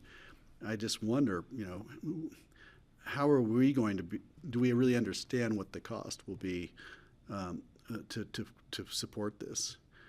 So I guess standards. What standards exist so that if we create something, we're not creating something that's more attractive than what everyone else has, but we're measuring up and doing our fair share. Right. I'm hoping the consultant can help us with that. Me too. Does that make sense? That does, yeah. And we've certainly recognized and understand deeply the connection between mental health and that being some of the leading causes of housing instability sometimes for folks. And so we purposely wrote that into the scope, that if we have this consultant, they'll very much look at that tie and tie any solutions to any solutions that we're working on for mental health. We don't want to be running parallel programs that don't talk to each other. Right. They're all related. Right. And then they'll have a good idea, an analysis of, what's the standard objective we should be going for. I guess standardization, is that the right word? Just regarding parity with other communities that are hopefully stepping up. Not the ones who are ignoring it, but the ones who are stepping up. Mm-hmm. Well, based on how the Supreme Court decides, you may not get to ignore it. That's right. Exactly. And we don't want to ignore it. No. But, What is the timeline for the scope of work delivery? Good question. We don't have a slide on that. We wanted to workshop this idea with you all. If you will, based on this conversation here, we would go back and edit the scope and try and put that out to bid fairly soon this spring. You have more experience with this type of consulting work, but given that it's a 3-phase, so there's some getting their feet under them, understanding the existing data, potentially grabbing some new data sources, looking at what other communities are doing and recommending programming, then we're prioritize some of that programming. And then the big piece for me, since I'm looking at this with a housing infrastructure lens, is if they say we need permanent supportive housing with 20 units, don't leave us there. Tell us how we actually get there. Or, what sort of, where are we going to do it and what buildings, and, how do we actually do it? And so I think this is a 9-month, I don't know, that's my best guess. Yeah, that sounds fair. I'd say by the end of the year. I don't think we'll get it in by budget, but my guess is we could have something like this. You never know with these things. It could be 3 months, it could be 9, just depending on how much data we have already available and then where we go from there. So one conundrum, paradox, is that if we're going to do this and we're looking to build a building, it seems to me we would want to have somebody who's involved in, a real estate development, or somebody who's got their ear to the ground on where things are, what's happening, where this could possibly go, so they have an eye and expertise in our community. I'm going to say not just the county, but the entire community, because the paradox is, of course, the farther you get from Aspen, the more affordable it is and the more units you can build. But there's also probably a level of acceptance that changes dramatically if it appears we're trying to push it far, far away. Right. But it might be an economic, it might make sense economically, but bad sense for relationships with the neighboring counties, for instance. And that's the interesting paradox or balance that we're going to have to. It would be nice to have a look at that, because if you brought in a commercial realtor who is going to look for a location, they'd say, well, hey, you can get a much better deal in, central Utah, but that's not practical, but that's an extreme. But, if it's going to cost $3,000 a square foot to do it here versus Right. 500 somewhere else, how do you make that decision? That hopefully you'll have that sorted out for us. Well, all the answers. I think that's another good argument for bringing in someone who knows the players and knows how to coordinate and work with folks because you should not be asking me about real Right. estate. Well, right, we'd want to bring in yeah. somebody who's Right. savvy about that. Yeah. Right. I might know the start to where to talk to people, but I don't know what it takes to make a project. I really don't. Right. And make it pencil out, Yeah. best of I intentions. could pretend. Or looking Yeah. back to West Springs on the 2 or 3 starts and attempts to resuscitate it, and you just wonder if are they ever going to figure it out financially, and with them they're getting huge infusions of cash, but people say that's it, no more after this, so they're losing their donors as they're just trying to stay afloat, and it'd be horrible to create a situation like that. So how do we fund it on a continuous basis? Yeah, and that's included as well as don't just get us started, but tell us Right. how we sustain this in the long The run. question is then, who's the consultant? Do we know where to look? That's why it's going to be an RFP. We have Put it out. Yeah. been, trying to get the word out that we're interested in just knowing people who work in this space. We have a couple people who we know we'd love to send it to, and I think we will get some competitive bids back. That being said, we don't know how much it will cost, so we're estimating around 150,000, but really, For the consultancy. yeah. You always get a consultant bid back and go, wow, I'm in the wrong business. So I did take a quick look at when bids come back. If this is something we want to move forward from, where would we pull funds from? I'm going to be in front of you May 7th with an update on ARPA funding. And there is some ARPA funding available, and this is an allowable use of that, so we can talk about that. And there is also the county general fund that we dedicated for housing, which is sitting right around $6 million right now. So, like I said, if you're supportive of this, we would put it out to bid, see what we get. I'll be back in front of you in a couple weeks to talk about all things ARPA, so we could commit some of those dollars now, or just or placehold them on the 7th, or we can talk about other options, and then we'll just see what they come back at. So. Not a huge commitment today, except looking for kind of just a thumbs up that we'd like to go and see what kind of proposals we get and see what kind of support we could bring in to help our team that's trying to do the best we can, but realizing we're pretty limited at this point. Just when we talk about this type of housing, what do we call? I see it's called. You've got a strategic housing support here in your description, homeless strategic support. What are we calling, if we were to build something, what would it be called? Is it transitional housing, or is it permanent housing, or When is we it? say, there's a lot.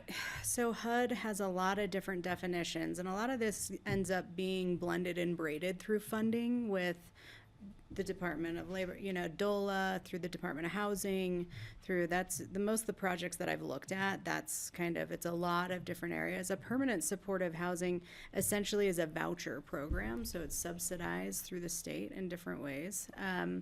So permanent supportive housing is really specific. That's for a very specific type of housing for someone. Transitional housing is also specific. There's different vouchers that meet criteria. That one breaks out into way more different areas of how we can support. So we don't know yet. We're not sure. And that's part of what we would be asking a consultant to help us with. Is it that we just need permanent supportive housing? Does that solve the problem, right? Or is it bigger than that, given some of the complexities of newcomers coming and some of the newer, is it non-congregate shelter? That's something that was really big and helped a lot of people get into housing that were chronically homeless during COVID. So is that an option? I don't know, but we want to look to someone who has that expertise. My guess is if you're looking at state and federal programs, they're going to say, well, we can give you $10 per square foot for, which might be acceptable somewhere, but when you come here, it's not going to do It's much. different. right? It's like for capital, it's really different. Like how you can, yeah, it's just really different. The vouchers are different. So a permanent supportive housing voucher, the way that that looks is that an individual, because they're on disability, has to pay 30% of their disability towards their housing expenses, and then the voucher picks up the rest. So that's kind of Maybe that how would it's work here. right. Yeah, So there's a lot of different programs that I don't have great awareness of all of them. I have a little bit, but it'll be interesting to start to learn more about some of those and what might work locally. Do you need a thumbs up for the budget number? Was it 150 or 200 limit? Or do you need a thumbs up just to say, go ahead and investigate this? I think we'd like to do the, prior to do it, we're trying to give you a ballpark, kind of upper end, what it would be. I think it'd be better to do the RFP and then come back and confirm Great. the spending. Great, thank you. One last question. Yeah, go, Or Francie. maybe it's not the Yeah, go last, ahead. but it's my Another last. question. Is this without Aspen? Without the city of Aspen? Why? So, We have to work on that. we will, I mean, we will clearly try to understand how Aspen fits into a broader strategy. Right now, we would take on this work solely as the county. I think during the joint meeting, you heard that they're taking a different approach to homelessness than what we are suggesting here, and so that may require further conversation at the policy level. But they might be interested in a study to find out what their choices are rather than just resorting to hostile architecture. We can certainly make that ask, but I wouldn't guarantee. I wouldn't hold up us taking on this work for that type of partnership. We can ask at the staff level for, what that might look like. Yeah, John? Oh, I almost think we should ask at the board level, just to Yes. sort of put in front of them, like, again, we have such an excellent, community of experts on this who recommend we seek more expertise on this to make good decisions. Like, would you like to be part of that with us rather than go your own on, a problem that is interconnected throughout the community? They're going to press on it in one way and consequences are going to show up in a different way. I don't know. To me, I was shocked enough by the narrative that I heard that, if there is a diplomatic way for us to acknowledge what we heard and invite them into what we think is a really meaningful way to work together, I personally think it would be important to do that. I Are think you- there are ways to do Do they that. have a Health and Human Services department? No, that's a county responsibility. They have health, I guess, let me be clear, they have public health, so CJ Oliver, I think, still oversees that, and they do not have a human services department. That's a county function. And I guess just for clarity, is the board wanting us to get that partnership before moving forward on this, or is it to move forward and seek Oh, partnership? no, I have a I question don't want to about- hold it up, but I do think it would be just an opportunity to ask their interest in partnering. I would love to reach out to them and give them this presentation and ask them if they'd, hear it out. Now, the thing is, when I recall from the meetings that what I'd heard is that the city manager hadn't really presented them with some of the information that we thought was already on the table. And so I'm not sure where they are with it. And I'm going to be optimistic and think that perhaps we can show them this plan and say, this is where we think we need to go. If we're really going to look at this with our eyes open, it would be great if they helped us because they're of course, an integral part of the whole thing. So- And at the board level. Yeah, and just for clarity, we were scheduled to bring forward the IGA and funding around homelessness. That I believe the whole meeting was canceled at that point due to some other issues going on at the council table. It was not brought back. Right. However, at the joint meeting, the council, that was part of the conversation that I think was difficult for some of you, is the conversation was the money that had originally been committed to partner on these homeless services had been directed to be repurposed to the hostile architecture and efforts to move a homeless population out of Aspen. And so they did respond to that request. The response was we're repurposing that money for these other projects. We have not brought this forward as an option or ask, partly because we didn't see a lot of common ground between where that discussion was and where this one is going. But I think it's perfectly appropriate. If the board wants to make that ask, I'll happily share this, with my counterpart in the city and let them know that, that ask may be coming board to board. I'd like to, and I'd like confirmation that their board actually sees it. Sorry, go ahead. What % of the homeless population in Pickens County is up valley? Do we have any idea? I don't think there's that many in the Crystal or Frying Pan Valleys, for instance. Oh, is that what you mean? Yeah, I mean physically.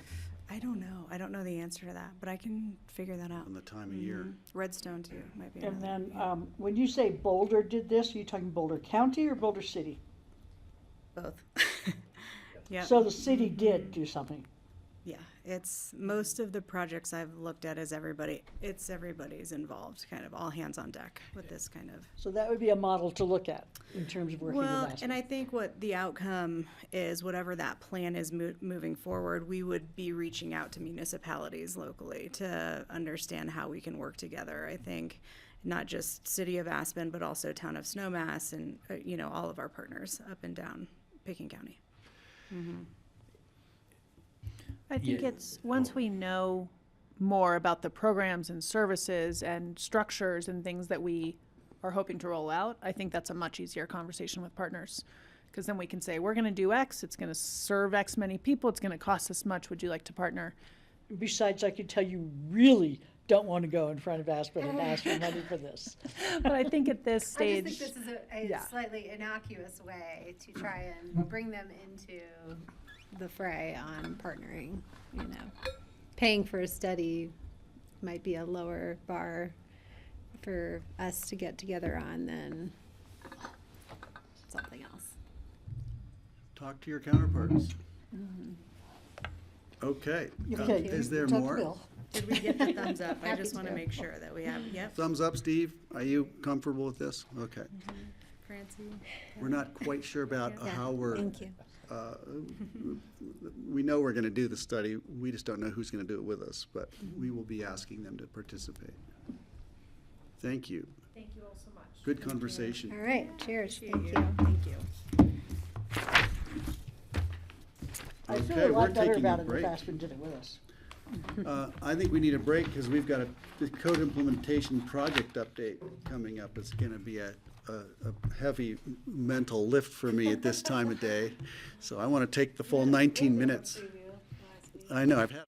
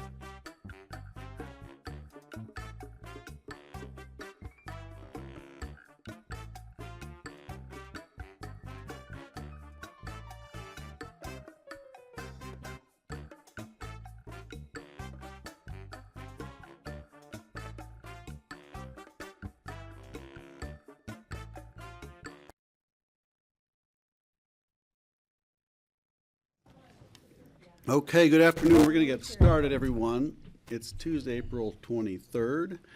It is 3 p.m. and it's time for our code implementation project update for Pitkin County Vision 2050. And Kara's here, and she's got it, and Suzanne, and they've got a great crew of guests here today. Welcome. Thank you. So before I get started, how about we go down and just do introductions Right. down the tables? So Miles, why don't you go ahead? Thank you. I'm Miles Graham. I was the facilitator for the Growth Committee and excited to be on the planning team for this phase. Jessica Garrow. I was a member of the Growth Committee and a principal at Design Workshop, and we've been hired to support the implementation. I'm Hannah Hunt-Moeller, Senior Long Range Planner and a part of the staff team working on implementation efforts. Ellen Sassano, Long Range Planning Manager, and also part of the team working on this Pitkin County Vision 2050 project. Thank you. This is we have 2050 vision. Is that what we're saying? Yes. 2020 vision about 2050. Oh, my intro. Oh, did I just take it away from you? Sorry. Go ahead. Suzanne. Oh, I get to introduce myself. Suzanne. 'Cause, you're not used to seeing me. Suzanne Wolf, Community Development Director, obviously a part of the team. Great. Thanks for being here. And thank you for everything you've done. We've been in meetings. I guess when did we last see you? A few months ago down in Basalt when we were kicking off the most recent update for the committee. But yeah, good to see you again. Good to see you too. We've got more in the crowd as well. So it's a big effort that we're jumping into. So Kara Silbernagel, Deputy County Manager. So I will kick it off, and then we've got a tag team presentation for all of you today. So next slide. Forgot who's driving. So why are we here for you today? It's to give an update on the Pitkin County Vision 2050 project. Greg's trying to spoil what Pitkin County Vision 2050 is. I'll share what that is in our next slide. Formally, Growth Committee implementation. Reviewing the core values and the desired quality of life outcomes that are really going to serve as the framework as we move ahead.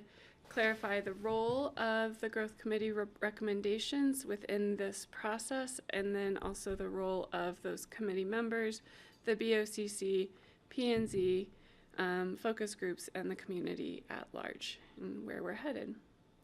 Next slide. So what is Vision 2050?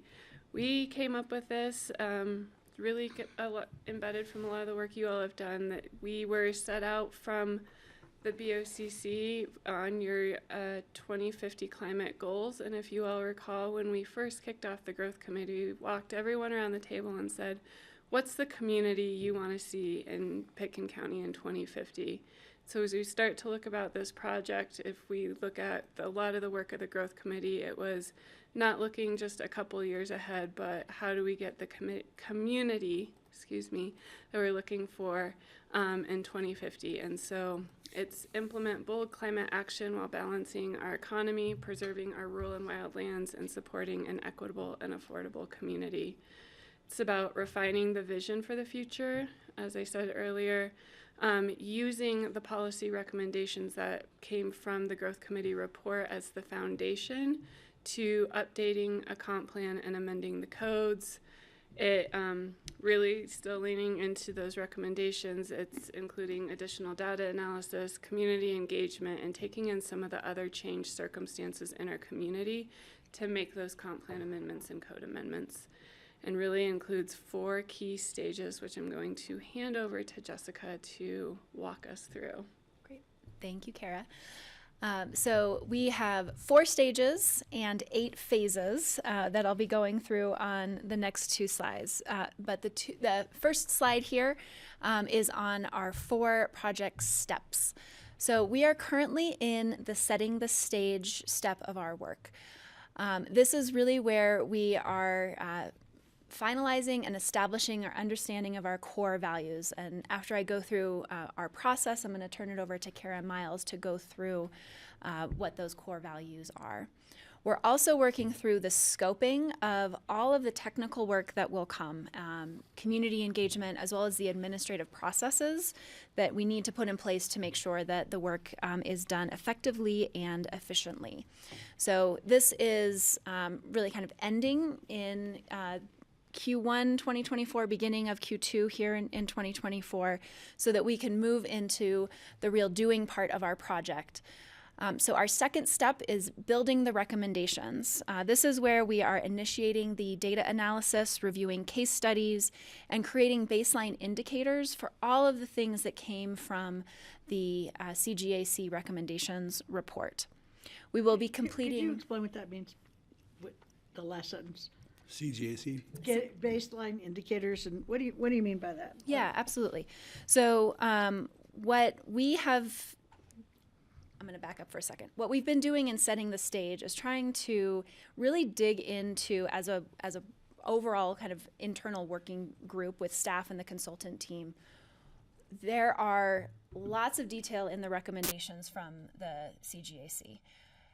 And there's some information about how do we know if we're hitting the mark on addressing those key issues related to preservation of wild lands, economic sustainability, housing affordability, things like that. So we've been trying to define what that means so that when we move into this next step of doing the data analysis, we know what we're asking and why.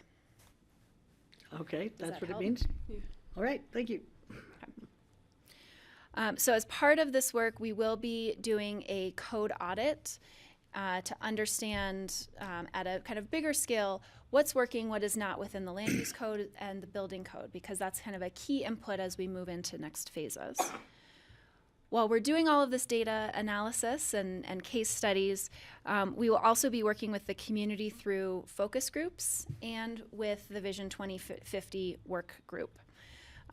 Really also kind of ground testing options for implementation. So as we are doing this data analysis, we will be looking at other communities for case studies, but we'll also be looking at kind of site-specific parcel-level places within Pitkin County to understand, depending on the levers that we are pulling, what does that mean for a very small parcel versus a large parcel? What does it mean for a property that is up the Castle Creek River Valley versus near Meredith? So really trying to understand how these different pieces of the recommendations report would play out within the development in Pitkin County.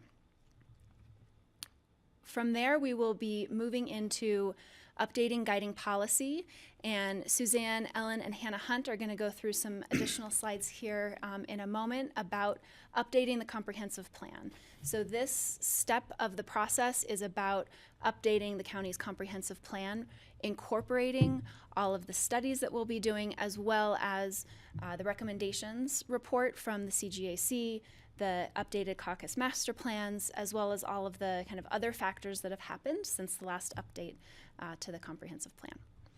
Once the comprehensive plan is complete, that's when we would move into code amendments. And so that's a really important part of what we want to make sure you and the community understand from this presentation today, is that that comprehensive plan is that first piece, and then we can launch into code amendments, which is the fourth step. So our next slide gets into maybe a little bit more detail. Again, setting the stage is phase one of our work. We're launching the comp plan process. We are launching the studies and the community engagement. And then starting here in May, we are moving pretty quickly into building the recommendations. We anticipate that that will take 8 to 10 months of time for phases 1, 2, and 3. So we're initiating our data analysis. We'll be looking at existing conditions information for the comprehensive plan and doing a case study analysis. We'll also be completing what we're calling a relationship analysis. So that will help us understand the relationship between all the things we're looking at. So what's the relationship of TDRs to growth management, to floor area ratio changes? So all of those pieces that are coming from the CGAC recommendations, how do those work together? So that's something that we'll be looking at here over the next few months. And then refining those scenarios to really understand, once you're layering these things on top of one another, how does that impact growth and development within the county? From there, as I said, we then move into updating guiding policy, which is the comprehensive plan. So finalizing that work, moving into adoption of the comprehensive plan. And then once that's complete, then we again move into that final phase of adopting the code, which is where we would be finalizing code amendments. We did want to talk a little bit about roles and responsibilities within the project. So as Kara mentioned, the CGAC is transitioning to our Vision 2050 work group. As this process has evolved a bit, the name of that group changes, and they are a work group. We met with them in January, and everyone was eager, maybe some more so than others, but really eager and willing to be part of this work as we move forward. The county commissioners, you did just such a wonderful job of pulling folks from different walks of life within our community together for that group. And so we view them as a critical piece of moving all of this work forward. So they will be reviewing all of the work, making sure that we're being true to the spirit of that recommendations report, and really making sure we're hearing from different perspectives from the community. The second piece, and we will start these in May, we're anticipating, are the development of focus groups. So these are technical focus groups where we really dig into and dive into more detail on a specific topic. So TDRs, floor area ratio, some of our transportation pieces. They have a critical role to review some of those key findings. As we move through the process, we'll be reconvening those groups at milestones similar to the work group, so that they can see how we're transitioning these things into either recommendations and policies within the comprehensive plan or into code language. The community at large is also very important part of the project. And we will be seeking community feedback through a variety of forms. So this could be some kind of small group meetings, caucus roundtables, for instance. It could also be community pulse questionnaires, pop-up events, open houses, really creating an opportunity for the community to provide feedback on both the comprehensive plan and the code process. And then finally, Planning and Zoning Commission and the Board of County Commissioners. So within state law, Planning and Zoning Commission reviews and adopts the comprehensive plan. And then they will also act as a formal recommending body to the county commissioners for any code amendments. Board of County Commissioners, you provide the key strategic direction to staff and the consultant team on the overall process and community engagement, and you are responsible for the final adoption of all code amendments. Question from Kelly. Yeah, how will the focus groups on the highly technical topics get selected? Yeah, great question. So we have a few members of the work group who are really interested and have specific expertise in different areas. Cliff is in the audience here. He's one who we're going to be tapping into for our TDR focus group in particular. As well as some others on the work group, where we will be really looking at the more technical details. We'll do a kind of targeted communication with folks who are typically involved in the development process, so architects, planners, landscape architects, so that we can understand that perspective. We will also be, as makes sense, tapping into members of potentially existing boards and commissions. So if it makes sense to try to get a representative for a topic from the Open Space and Trails Board, for instance, that would be another way. And I think if you have thoughts and direction, I think we're very open to that. Okay. Yep.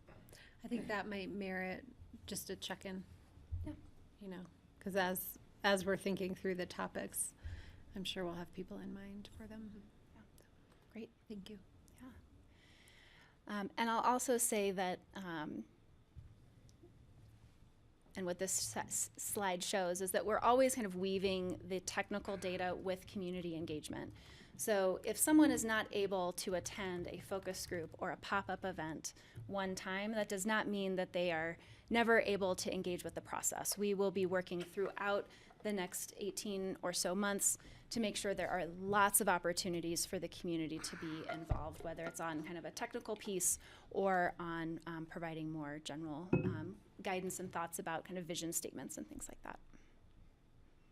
Okay, great. Jumping all over. Are you all, I was are you all trying to awake? grasp each one of those as they went by. It was a test. Buzzwords. See if you're Question, did any of you hear the conversation we had earlier regarding our climate action plan? You were Yes, I did. part of that. Yeah. So my question comes from that experience. Things are happening so quickly. Things are changing so quickly. When I see that the last time that we did a comprehensive plan was in 2003, it's like, yep, it's time to update this thing. What I'm concerned about is that it's going to be really hard to meet our bold climate goals. I saw that slide pop up. It's going to be really hard to meet those goals. It's going to be hard to come close to them. Yet we must try, and we really have to do this. I'm concerned. How nimble are we? How able are we to adapt this as we go forward? To think of it as a living document that. I know we need some certainty, but I'm also concerned that it'll need to change to meet demands placed upon us by circumstance. And maybe this is the case anytime a comprehensive plan is designed and brought forth, but it's really on my mind because, everybody you talk to is saying, well, we're going to be optimistic and we know we're making some progress on certain fronts, but we're not meeting our climate goals. So how do we incorporate that into this, which is a plan that might be around for a long time? And others can jump in here as I try to answer that. But you can parking lot it if you want to. Well, I think the high level, and we'll get into more details, is that the goal is that the comprehensive plan is really the policy framework to make the environment for the codes to happen, right? So the policy ideally is forward reaching. It's looking to 2050. So that is setting the stage, and maybe there's incremental steps in the codes that we start to see as the way it goes by. As we move this forward, what's the first thing we got to do, what's down the road, but ideally, and I think this is what we heard a lot from the growth committee discussions, is their policy recommendations are really forward thinking, and that they are setting the stage for not just today, but for that 2050. And if you put that in the comprehensive plan, it's laying that foundation for code amendments along the way. And then how we get there might change, but it's still the same goal. Thank you that you just clarified that for me. Okay.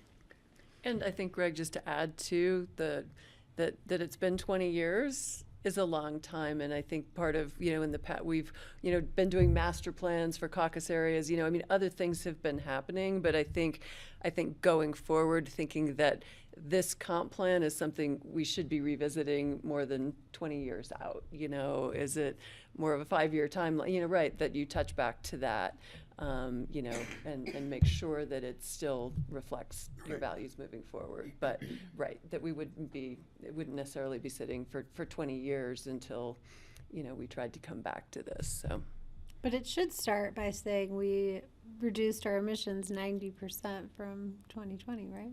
Hopefully that's what it'll say. Yeah. That's the vision. Yeah. Does that answer? Yeah, no, that's good. Let's keep going. So you probably are all wondering why vision, why core values yet again. And I think it's really important. One of the goals that we have for the meeting with you all today, some of the same conversation we had at the start with the growth committee, right?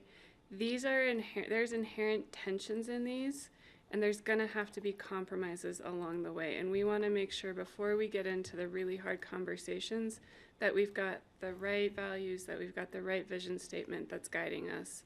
So what this has evolved from, you all set forth the vision statement when you set up the growth committee to utilize growth management in the land use code to meet the climate action while creating an equitable, sustainable, and resilient quality of life and economy for the future.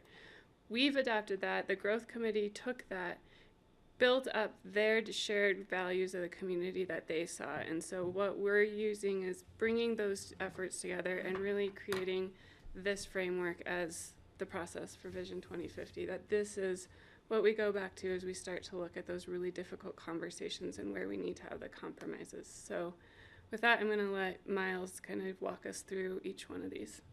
Thanks, Kara. And I think to start bringing it back to Greg's question about how nimble are we, by really being driven by our community values, those core values that will be informed by data.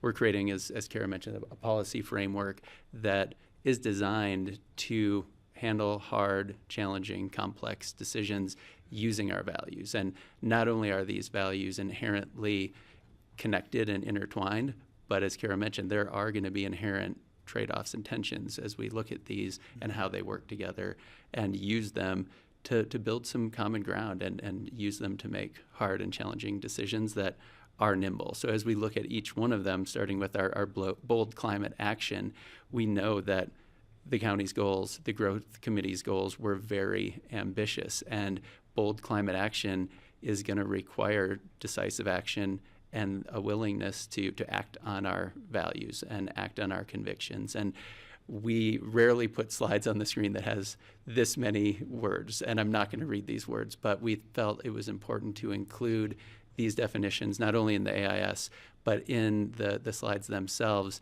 because they are, as Kara mentioned, an evolution of the board's goals that started the growth committee process, but they were really solidified and built out through that committee work.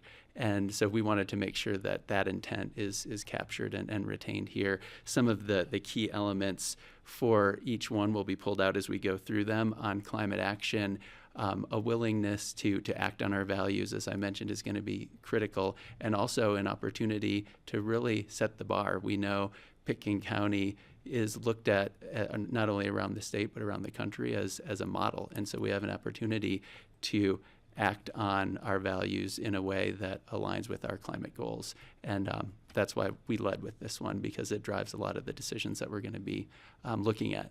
The next one on balanced economy. I just have to say, I can't even imagine a balanced economy right here. It's like, that is so aspirational that the words are almost can't even go together. It's like, I'm really interested to see what you have to say about it. I think that I appreciate you saying that, because this, right, I think how balanced economy is not the traditional way, and I give credit to the growth committee for redefining balanced economy as we move forward. And I'm going to let great. Miles jump in. Well, Francie, I can't think of a better setup than what you just gave us, because so much of the committee's deliberations on how do we reach that, exactly what you said. And it's really the value of trying to find balance in what so often feels imbalanced today. So that was the existing condition where we're talking about, whether it's workforce and economy, it's finding those values that begin to establish some common ground so that we can work towards our bold climate goals, our rural preservation goals, our equity goals, and try to find some balance and as I said, what so often feels imbalanced today. So it's a dynamic balance. Yeah. It's kind of like surfing. Yes. I'm realizing maybe it's not called out, but I think it's specific to Vision 2050, which is really about unincorporated Pitkin County, right? It's acknowledging that there's an economic engine in the residential economy in Pitkin County. And so it's not stopping it by any means. There's not a desire to stop it, but it's finding more balance in what is residential homes and maybe a residential economy as we look at what we want for our community goals moving ahead. Yeah, it's easier to swallow, isn't it? Just give me a second to keep reading. Go back.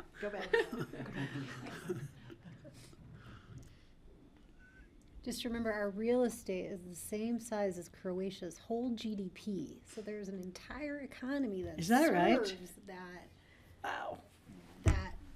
Well, there's, and there is a perception in some of the community that we exist to support our millionaires and billionaires. That's definitely out there in the community. So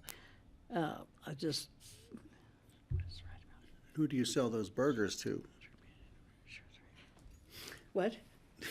Nothing. I don't know. I don't really understand that.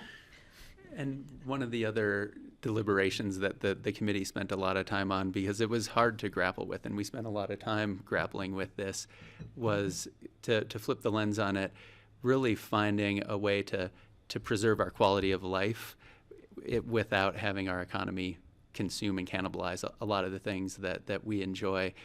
As just natural parts of the environment of living in such a special place. And that gets into the rural preservation value, which is our next one. And honestly, something in that aligns really well with the balanced economy piece is the concept that the committee spent a lot of time talking about in terms that some of these large homes actually function more as commercial enterprises and microeconomies than homes. So trying to find some balance was a theme that was woven throughout climate, rural preservation, and equity as well. So the issue you raise is I think, an important one and well acknowledged by the committee's work as well. Yeah, agreed. Thank you. Absolutely. And on the rural preservation piece, this was an integral part of the committee's dialogue to make sure that we're maintaining our character, we're maintaining that rural lifestyle and protecting our wild lands, and doing so in a way that we acknowledge some of the limited resources and the important legacy of agriculture and open space that make the valley what it is today. I might just chime in on that. One of the things that I think the committee talked about a lot is, preserving community character, and defining community character is so difficult and is a sort of meaningless term, right? And so this is where the committee really dug into, what does that mean for unincorporated Pitkin County? What does it mean for the place that we live? And so that's, I think, one of the places where this came from, and was a real kind of through line in the group's work. Thanks, Jessica. And that's one of the benefits of having a committee member sitting here at the dais as part of the next phase of this work. And then equity and affordability. This is another one that is big work. The equity work and the affordability work is something that expands beyond the committee's portfolio, beyond the scope of a comprehensive plan, and will require collaboration, partnership, not only locally, but more broadly as well. The committee did feel like this was a really important value to make sure that we did not lose sight of, so that there was a pathway to enjoying a quality of life and being able to call Pitkin County home, and acknowledgement that it's going to have some tough decisions that require conviction to values to make sure that we live our values and we're accountable to our values as we move forward. So all of the specific changes that gotta occur in the building codes and everything will be viewed through the lens of these four things? That's correct, absolutely. And these are they're all very dynamic, right? Nothing is set, nothing is, there's no snapshot. These are all moving targets, and all these variables that you've laid out are all in flux and could go any direction. I think it's easier for me to grasp it when I think of it that way, because if you think of something as a definite, we're gonna, it's just ain't gonna happen, right? Or if it happens, we'll pass through it and go beyond it. So I think I appreciate the work that's gone into that. And I would also say, I don't think any of these are groundbreaking, right? It's an evolution of the values that are the foundation to growth management from the 70s, right? Environmental stewardship is evolving because it didn't have climate action in it. And so it still is an evolution of our own community's values, and they'll continue to evolve as new things enter our world. Keep some of the 1970s terms in there, though. It's helpful. Noted. I think the dynamic balance is an important part of this. And so, as we've talked about, the growth committee's work and those recommendations. It's like our presentation's going a little haywire. You doing that, Suzanne? You're just trying to give us all. It's her. Sorry. And as we transition from the values and that dynamic balance into the comprehensive plan update, I think it's important to acknowledge that the committee's work provided a really important foundation. So we're not starting from square one, and it's a really important input into the comprehensive plan process, but it's not the only input. And so Suzanne and Ellen and Hannah Hunt are going to walk us through the comprehensive plan update. Great, thanks, Miles. Right, I mean, we've talked a lot about the values. That's helping get us started. The comp plan is where that's going to guide our policies. That's our policy document. It's going to provide that direction that's laying the policy for moving forward into all of those code amendments. So it's a really important step for us in this entire process of Vision 2050 is to really put all those policies together in the comprehensive plan to guide for county-wide guidance. We have strong guidance and, recommendations from a lot of the master plans, the caucus areas. We have, the guidance, their guidance into the comp plan as it exists today. But really, we want to look at this as taking that, the growth committee and all of these other inputs and making sure we've really put the policies together for that county-wide direction moving forward. So that this will be important, obviously, in guiding the work, those next steps in the work with the codes and amending those. And really, again, looking at those more county-wide topics. Obviously, a lot of that is land use, natural and built environment, the economy, but regional collaboration. And Ellen and Hannah Hunt will talk a little bit more about some of those topics that are included in the comp plan. But first, I think we've already touched on it a little bit, but right, this is a requirement of the state that we have a county-wide comprehensive plan. In our case, since we had the caucuses before, we used that as kind of the basis for the original comp plan. But this is, taking additional inputs in order to update that comp plan. I know we've mentioned it already, but it is under statute, under the Planning and Zoning Commission's authority to draft and adopt the comprehensive plan. So we will be doing that work, staff and the consultants, to help with all of the community engagement, to bring that work through the Planning Commission to adopt that comprehensive plan. Then that comprehensive plan is something you hear us talk about when we bring forward land use applications. There, a lot of, a special review under the land use code. One of the first requirements is it consistent with the comprehensive plan? So that's how we take that guidance and direction in the land use code, but it also crosses over into other areas of the county. They'll, whether it be right in the transportation realm, other things like that. So it goes beyond, but it definitely sets lays that framework of policies to move into those land use and building and energy code amendments that will come after that. So then Ellen can jump in on where we are today. So our 2003 Pickens County Comprehensive Plan was adopted to comply with a 2002 state mandate that required counties of a certain size to adopt comprehensive plans. We were somewhat unique and fortunate in that we were able to rely on the county caucuses to work with the Planning and Zoning Commission back in 2002, 2003, to help draft caucus area master plans that really provided grassroots input on community values at the time, back in 2003. And those caucus area master plans all contain some common themes, primarily around conservation, preservation, and protection. And we're talking about preservation of the natural environment as an example of one of those themes that has persisted throughout the 20 years that have occurred since. Those common themes then were summarized and compiled in the 2003 comprehensive plan, really provided the backbone for the 2003 comprehensive plan that was then adopted by the Pickens County Planning and Zoning Commission to comply with that state mandate, right?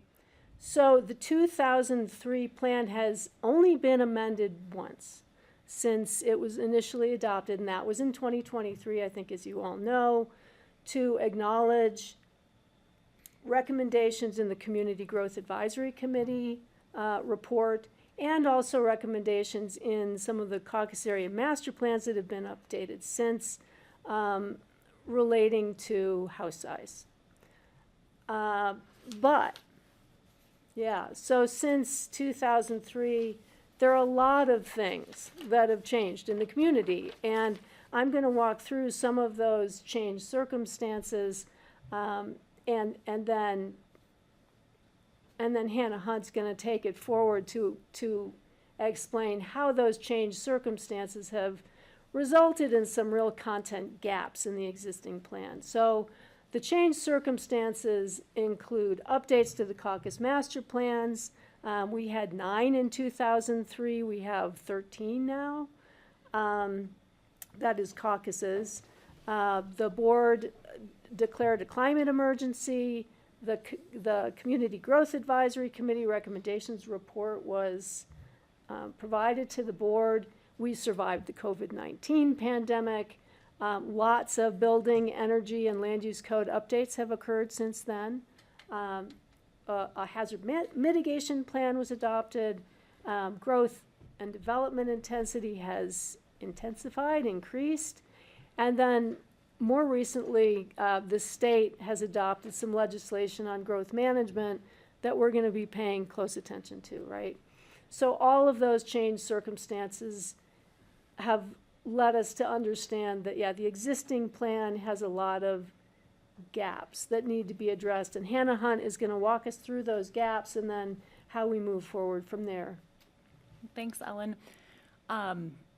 So as we've talked about 20 years, a lot happens in 20 years, and many of these changed circumstances from 2003 include plans and planning documents that have been updated, hazard mitigation plan, CJC recommendation report, that are providing inputs to this new comprehensive plan. Right now, there's a variety of emerging and current issues that are not in the comprehensive plan. Climate action, direction on housing policy, water supply is a key component that's a part of that. Disaster preparedness and resilience, equity and affordability, which is a broader, as Miles said, kind of cross-cutting theme, as well as county-wide geographic coverage. The master plans are subsets of the county area and don't cover the entire county. So really taking a look, in order for this to be a truly comprehensive effort, having a wide geographic coverage that the comprehensive plan will include. So as we update this comprehensive plan, we're really leaning into the values established by the Vision 2050. So the bold climate action, balancing the economy, rural preservation, equity and affordability, which will be really cross-cutting values which inform the content and topic areas that are included in the comprehensive plan. This will be a values-driven plan that's setting policy guidance, directing land use policy, and ultimately informing building and energy code updates. Our intent here is that this is addressing current challenges, changed circumstances, issues that have become very present and important and topical to this moment in time, thinking about both the short-term and also the long-term components that need to be included. The community engagement piece is really going to be a key component to this, and engaging with caucuses. Caucus roundtables will be a tool, but really engaging the caucuses throughout this process, as they've been essential in the updating of master plans. The work group, the Pitkin County Vision 2050 work group, focus groups, and broader community at large will be brought into this discussion as we move forward to update the comprehensive plan. Can I ask? Sure, Greg. Are you done with that? Did you just switch it? Maybe you did. Can you go back to the gaps just for a sec? I have a quick question regarding the gap. It seems to me, I appreciate you putting COVID-19 in there. I just thought to drill down on that a bit. COVID-19 changed the way we work. It changed the way we use energy. It changed so many things, and hopefully this will reflect that. And I kept thinking, what are some of the big things, the gaps and the changes that have happened, say in 20 or 30 years? And I keep thinking about traffic and transit and volume of commuters. How does that fit in? Like, there's a gap here. It's not, you don't articulate it, but is it in here? Are we going to be thinking about that, or is this too far afield from a comprehensive plan? But the way we move around is so important now, and how we do it, and the pressure that it's caused so much, Right. refresher, how does that fit? Right. Well, I would just say the transportation, so a section related to transportation and transit will certainly be a content area that's within the comprehensive plan. Our, kind of getting a little bit ahead, but our first stage in updating the comprehensive plan is really a analysis and evaluation of existing conditions. And as has been mentioned with a lot of the data analysis work of those kind of baseline indicators, which are across a variety of topics. Housing, transportation, and transit is certainly one of those. Different aspects around climate. So the discussion about really understanding our moment in time and the projections for where that can go will be is the first step as we move forward to update the comprehensive plan to really understand this moment and what kind of opportunities we have moving forward. Thinking about trends, to your point, Greg, of what's happening here in terms of traffic counts and transit, but also what are broader themes and trends that we should be cognizant of as we move forward. Just thinking about the way mobility is changing. And, right. And so, okay, just thank you. Right. And with the intent on that to be able to think about this plan as both meeting our short-term needs of what's an important topic now, but also what are our future needs as we anticipate, additional issues becoming more important and present. Right. Great. So hopefully that answers. Yeah, no, that's fine. It helps me understand that you understand the question. Mm-hmm. Yeah. And we'll work on the answer. We'll get to that. Right. So from a high-level standpoint, the process for updating the comprehensive plan, really building on the CJC policy recommendations and marrying that with the 2050 core values, integrating the public engagement efforts with the Vision 2050 process. So using the similar tools that and opportunities that have been discussed by Jessica with the work group, focus groups, community engagement strategies, so that this is an effort that fits into this broader umbrella of moving forward with the Vision 2050. From a logistics standpoint, Ellen and I and the long range team will be meeting monthly with the Planning and Zoning Commission to move forward throughout the process. Again, because P&Z has the responsibility and ultimately the authority to adopt the plan. Our most immediate next meeting with P&Z, apart from this evening, is May 21st, where we will be going through a real update, kind of a deep dive into more specifics of our process and steps around the comp plan update and overview. Did you have a question? I have a question, yes.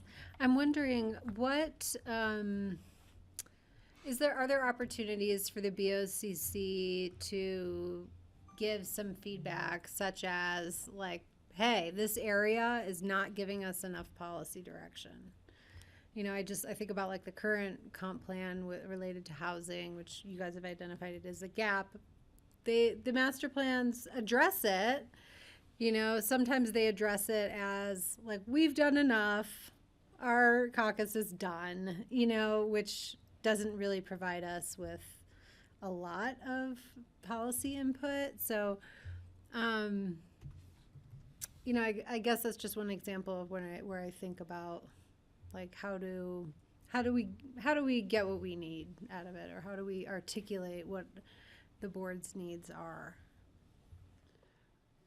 I'll jump in on kind of the process, and Ray might jump in. But I think one of the pieces that we've discussed is, while the long range team will be presenting and working directly with P&Z monthly, is that we'll be giving updates to the board, both on the comp plan kind of and what's coming through focus groups and everything. So giving the board a regular update, not only just on comp plan, but on a lot of stuff. So I think there'll be that opportunity, and then how that gets then presented as some of the considerations on top of community aspects with P&Z is what I'll look for Rye to discern for us. We knew he was here for a reason. Yep. He strolled in after all the intros. Well, and after all the candy and the cookies. staff, planning staff in particular, is your liaison to the Planning and Zoning Commission, and your opportunity to express priorities in the planning process is through staff and to staff. So I'd take advantage of that. Okay. If you see shortfalls or areas that you would like to see improvement, you have two dedicated long-range planners right here whose sole mission is to implement the board's priorities in both the short term and long term. And I would utilize them to the fullest extent you can. So. Thank you. Okay, let's keep going. Great. So next steps. We are continuing to move forward. We are hopeful today, and our next slide will cover some key questions, but we want to get kind of your direction, confirmation on the core values. We are working through finalizing individual task orders for a variety of data studies, VMT and transportation, TDRs, floor area, et cetera.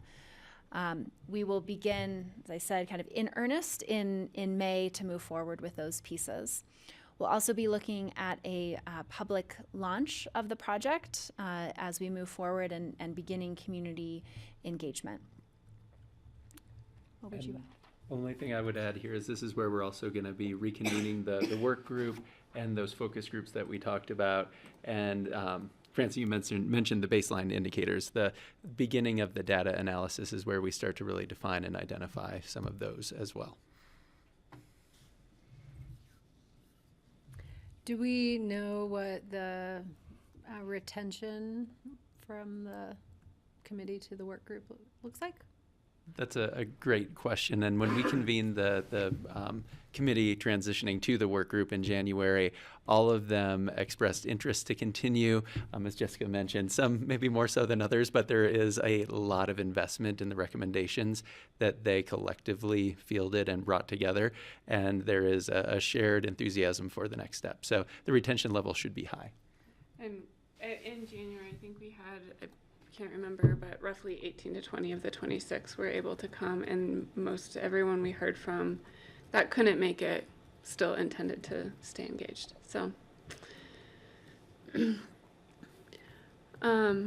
with that, we just open it up for discussion. I know there's a lot in here. There's a lot this team has been grappling with of how do we take these recommendations and what's the process to move forward. So, you know, leaving it open to all of you, what questions do you have for us and the team about Vision 2050 process, the core values, the role of the work group, community, BoCC, P&Z, or any other clarifications or direction you want to have? I'll open it to the board. Questions, comments? Steve's got something, I'm sure of it. Second. Okay, finally got the mute off. I have had my screen off, but I've been watching and listening to every word. I don't really have any questions about the process or anything. I'm really glad to see the process moving forward at this point. This is a formidable task that you are undertaking on our behalf, and I really appreciate that. I won't be around to see the end of this because it's going to go into after I'm term limited, but I'm glad to have participated up to this point. This is so important of an action that we are taking, and if we're looking at our climate action plan that we were looking at earlier in the day, this is really a key part of the whole thing. Is these code changes is an essential part of our climate action plan. So I look forward to participating through the end of the year and seeing the results of it. So thanks to all of you for working on this. Thanks, Steve. Kelly, Francie, anything to throw in right now? Well, I would just say this reflects a lot of work already, and thank you for all of that. and I really look forward to seeing some of the specific changes that I hope will be coming in the code. I wanted to say, yeah, same. I'm impressed, and it's already a lot to process. And I know you've all been working hard on it, and the committee is that they're still engaged and wanting to be involved is really such a bonus and benefit for the community. I keep thinking about something we talk about, keeping the economy, you know, we currently have a pretty bizarre economy here. And I'm just wondering, how are we going to approach that? Are we going to try to make it more sustainable? Is that the word? Or do we recognize what we actually have here? Do people really understand the nature of our economy? Because it seems that, you know, back in the mining days, we had an extractive economy where they were pulling silver out of the ground and hauling it off, and people made a lot of money and left a lot of damage. Some people did, and some people didn't. Some people did, some people didn't. Today, it seems like we've got something very similar. We've got a speculative real estate economy where these deals are done between people we've never heard of for vast amounts of money for lands within our community. And it seems like a boom and bust sort of thing. You just know this can't go on forever. We keep marveling at how it does. But, you know, I'm just wondering if we're thinking of that as an extractive economy or exploitative economy, is there any possibility we can get to something resembling a circular economy where we actually have something that's sustainable and sustains itself somehow without happening at such great expense? And since we're talking at a really high policy philosophical level, I'm happy to say things like this. I have no idea where the practical application is, and I keep hoping we can bring in some economists to talk to us about it. I'm assuming that as this moves forward, and I'm kind of looking at Cliff because he's been around long enough to see so much go on here. You know, do we think this toolkit that we're putting together is going to help us with that sort of thing? It's like we're trying to grasp this runaway train economy that we have here. So And one help of us balance the economy. Is that basically your question? Well, we've got the dynamic balance going now, but it's really painful, right? Like it's, you know, I don't know if is it balance or is it just try to, you know, it doesn't seem like it can last. You know, so we want to keep it this way instead of blowing it up? I'm not sure that's what we want. So I think, if I can jump in, one of the formidable tasks everyone has been working on is coming up with what is this data that we need, right? And that's really hard. And I'll tell you, Greg, we stumped an economist on Friday on this question. We literally stumped an economist. But one of the things that we're trying to do, and I think through different demographic data that you've seen over time, and I think really came to light, is that our economy is not, when we talk about the residential economy, what is generated? What really is the generation of work and transportation that's happening at the residential economy in unincorporated Pitkin County is that it's not tracked in those traditional indicators, right? It's not in the Bureau of Labor Statistics. It's not in the Bureau of Economic Analysis. It's just, like you said, it's bizarre, it's different. Some of it's in there, but it's a micro aspect of it. So one of the pieces, the first element that we're really trying to do is through economic, transportation, and climate pieces is like come up with proxies of how do we start to even define the residential economy for Pitkin County, and what are the proxies we can use so we can understand this package that we have. Are we moving the lever? You know, it's not going to be an exact science, but it's going to be something more than we've had before of how do we start to understand what is that economic cycle that happens here, and what are the proxies we can use to understand boom, bust, circular, whatever might be happening. And our economist was stumped and said good luck. So do we have another economist? In figuring out the proxies to the residential Yeah. economy. I guess one of my concerns about these 4 goals is that it's putting the onus on us to do something about having a balanced economy. And I'm not sure we have any levers at all for that. I mean, I'd like to think we have some levers. Obviously, you guys think we do. But I just feel like if we say we're going to do this and this is our goal, what if we fail at it? I mean, I don't know. It's really tough. It's a hard thing to take on, and it's asking a lot of what you guys are trying to do. And Good thing the P and Z gets to take it over from here. yeah, that's right. They've done it. Steve's got a question. Cliff, did you want to come up and say something? If I can? Oh, yeah, you'd have to get to a microphone up here. We can find a spot for you next to John maybe, or. But I wanted to, let me get Steve's question while you're settling in. Steve, go ahead. Okay, I was thinking about the balanced economy question.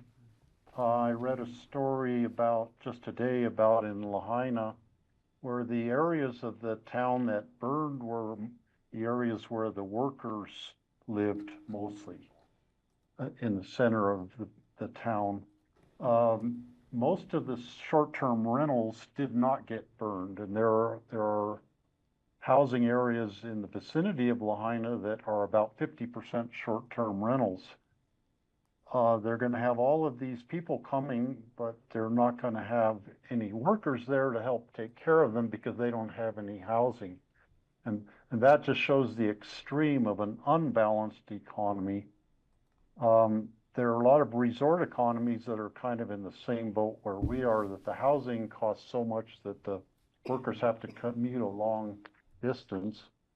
And I think that those resorts that, whether they be winter sports resorts or beach resorts in Hawaii, that survive will be those who solve this problem of the imbalance between the job availability and the housing for those who would need to take those jobs.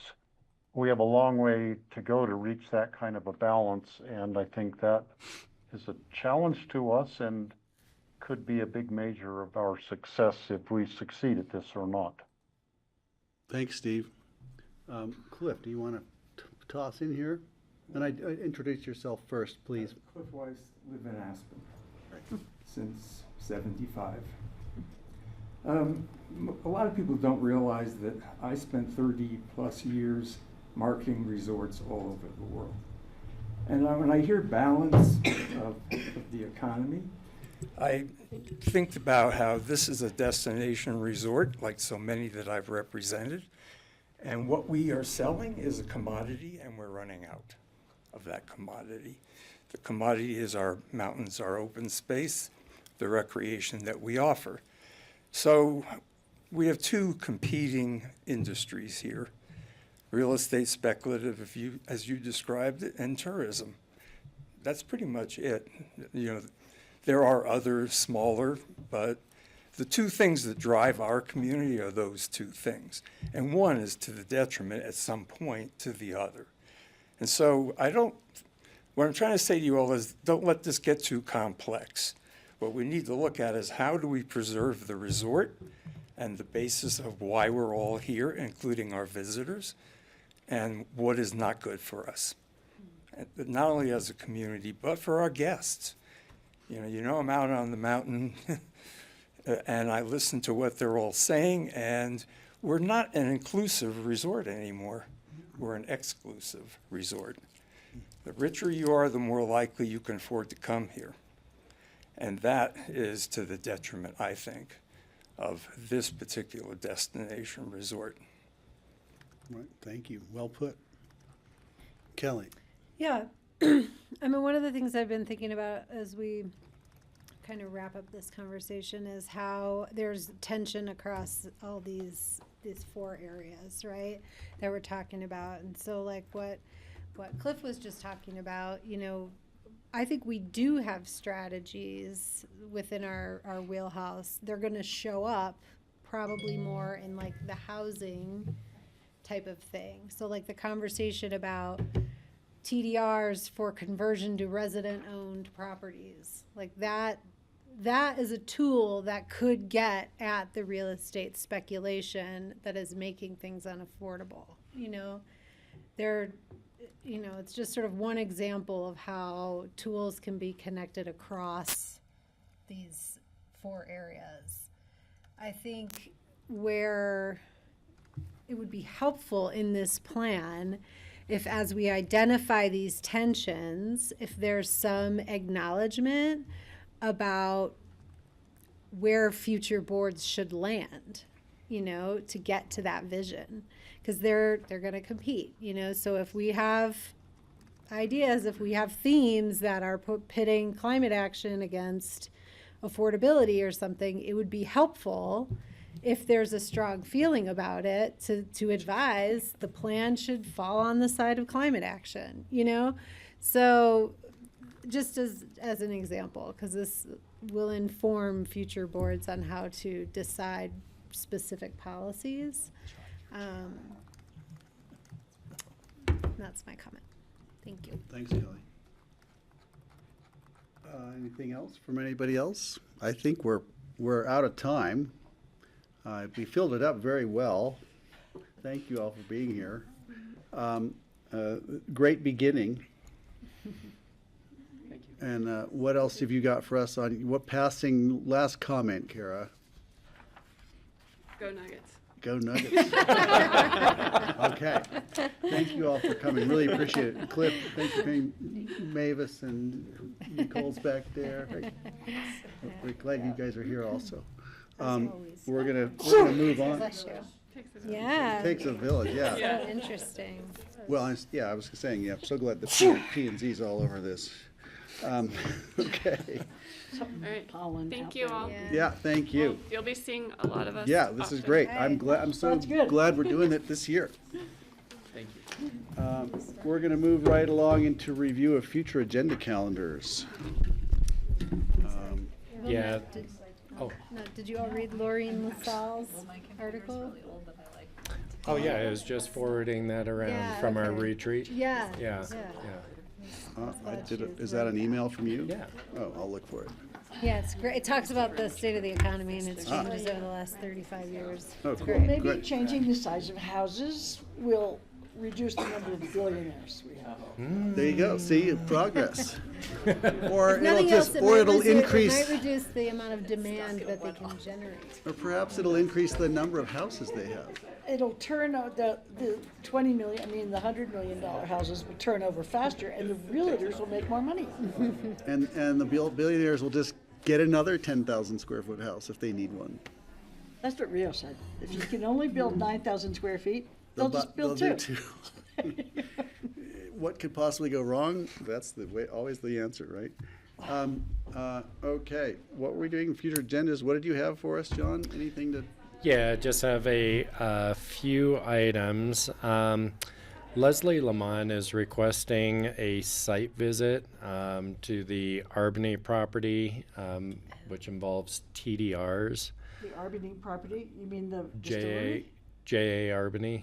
Where is that? No, I do not know. Do you know where that I one know is? where it is. Yeah, thank you, Ray. It is up North Thompson Creek, which is by a property that the county owns that we refer to as TD Ranch.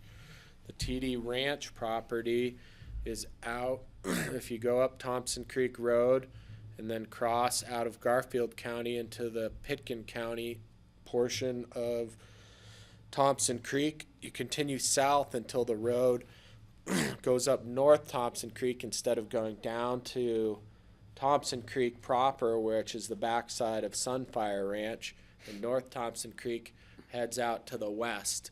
And the county owns a property up there, and the Arbanys own, I think, 160 acres back there, of which 80 acres is currently under conservation from AVLT.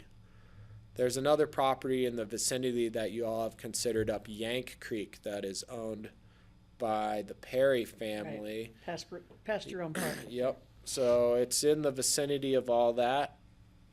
It is accessible via vehicle, and if you have the opportunity to go up there, it's spectacular. So You I go would past take Spring Gulch and past you the go bird past trap. Spring Gulch, exactly, then you cross out of the property that is owned and managed by the Cattlemen's Association and cross onto the Forest Service for a while on North Thompson Creek Road. And then you go through a gate, and North Thompson Creek Road is a public road up onto the forest. It's pretty darn cool. But it's not accessible in the winter. In the wintertime, the road is not maintained.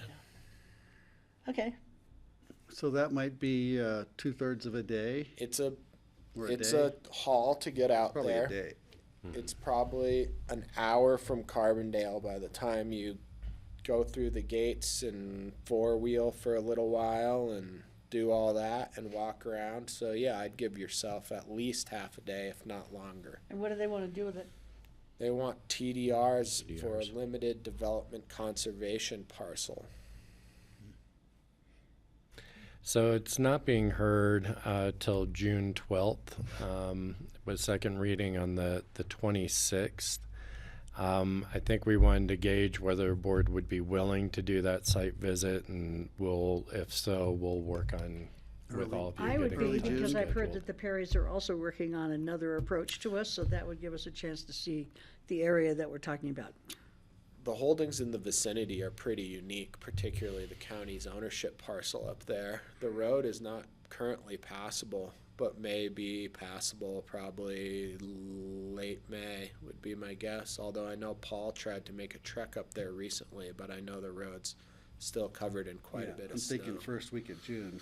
But it's pretty cool. If you guys are interested, I'd go check it out. It's awesome up there. Yeah, I'd love to go. When are you going to be here? I am going to be gone from May 30th to June 9th. Got it. And the first meeting is on the, Not till June 12th. It looks like Leslie's going to be out May 9th through the 17th, so so we want to do it as late in June as we can before the meeting, I think. either late May or early June, yeah. So we can, if the board's open to it, we can have Charlotte work with you on trying to We can find a always do date between that first and week. second reading, too. And you can always do it between first and second reading. We'll watch those road conditions, but it seems to Probably be be melting open quick by now. then, yeah. That should be open by then. Great, that's a great Okay. idea. All right, thanks, Okay. John. And then also wanted to see the CCI Summer Conference is May 28th through 30th, and just wanted to see if any commissioners or who all is planning on attending. I don't want to go this year. I've been twice. I don't want to go. I'd like to go, it's just, I can't. I'm not sure yet. I don't, the only one I missed, I think I had COVID over all the years, but there is also a CC4CA retreat like a week later that I'm weighing going to that, and I maybe will pick to go to that one instead of the CCI this year. I'm not sure yet. I'm going to be out of town until the 27th of May, and I don't think I'll want to go to it. Okay. It sounds like save Patty going. We may have some staff representation there. I know I'm going to have kiddos visiting at that point too, so I may not be there for the It's a full. pretty nice hotel. It's a pretty nice And, hotel. That's in true. Vail. May I bring them Yeah. up there? Same place in Vail? Yeah. Yeah. I'll stay at my Okay. So right now it doesn't look like any commissioners will attend. Okay.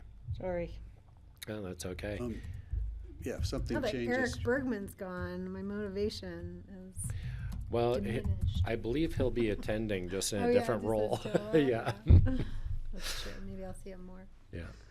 And then a reminder, you should have gotten a notice, but English in Action is having a groundbreaking on their new facility May 1st, which is also our airport hearing, 4:30. We've kind of blocked out from noon till 4. I already responded to her that I won't be able to be Okay. there. Great, thanks. And that's all I have for you. That's all you've got. Is there anything we want to talk about regarding our May 1st ALP on that day that is there any update, anything we need to talk about in advance of that meeting? Did you talk to Michael? Yep. I know I've heard from a few of you, I think have heard that interest on both sides, plan to be here and plan to be providing comments. We have talked to the sheriff's department about having somebody present to help if there's any, just crowding issues and that sort of thing. Crowd control. Yeah. Which they're working on having somebody here for us. We will reserve the Roaring Fork room and have that open with the presentation playing there, assuming that will have overflow.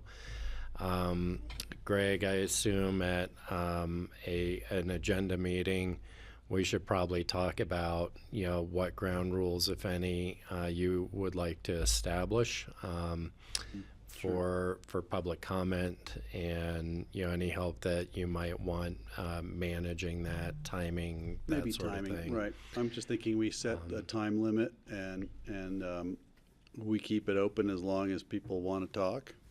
So it occurs to me, I don't know how long the presentations will be before we take public comment. What are you thinking?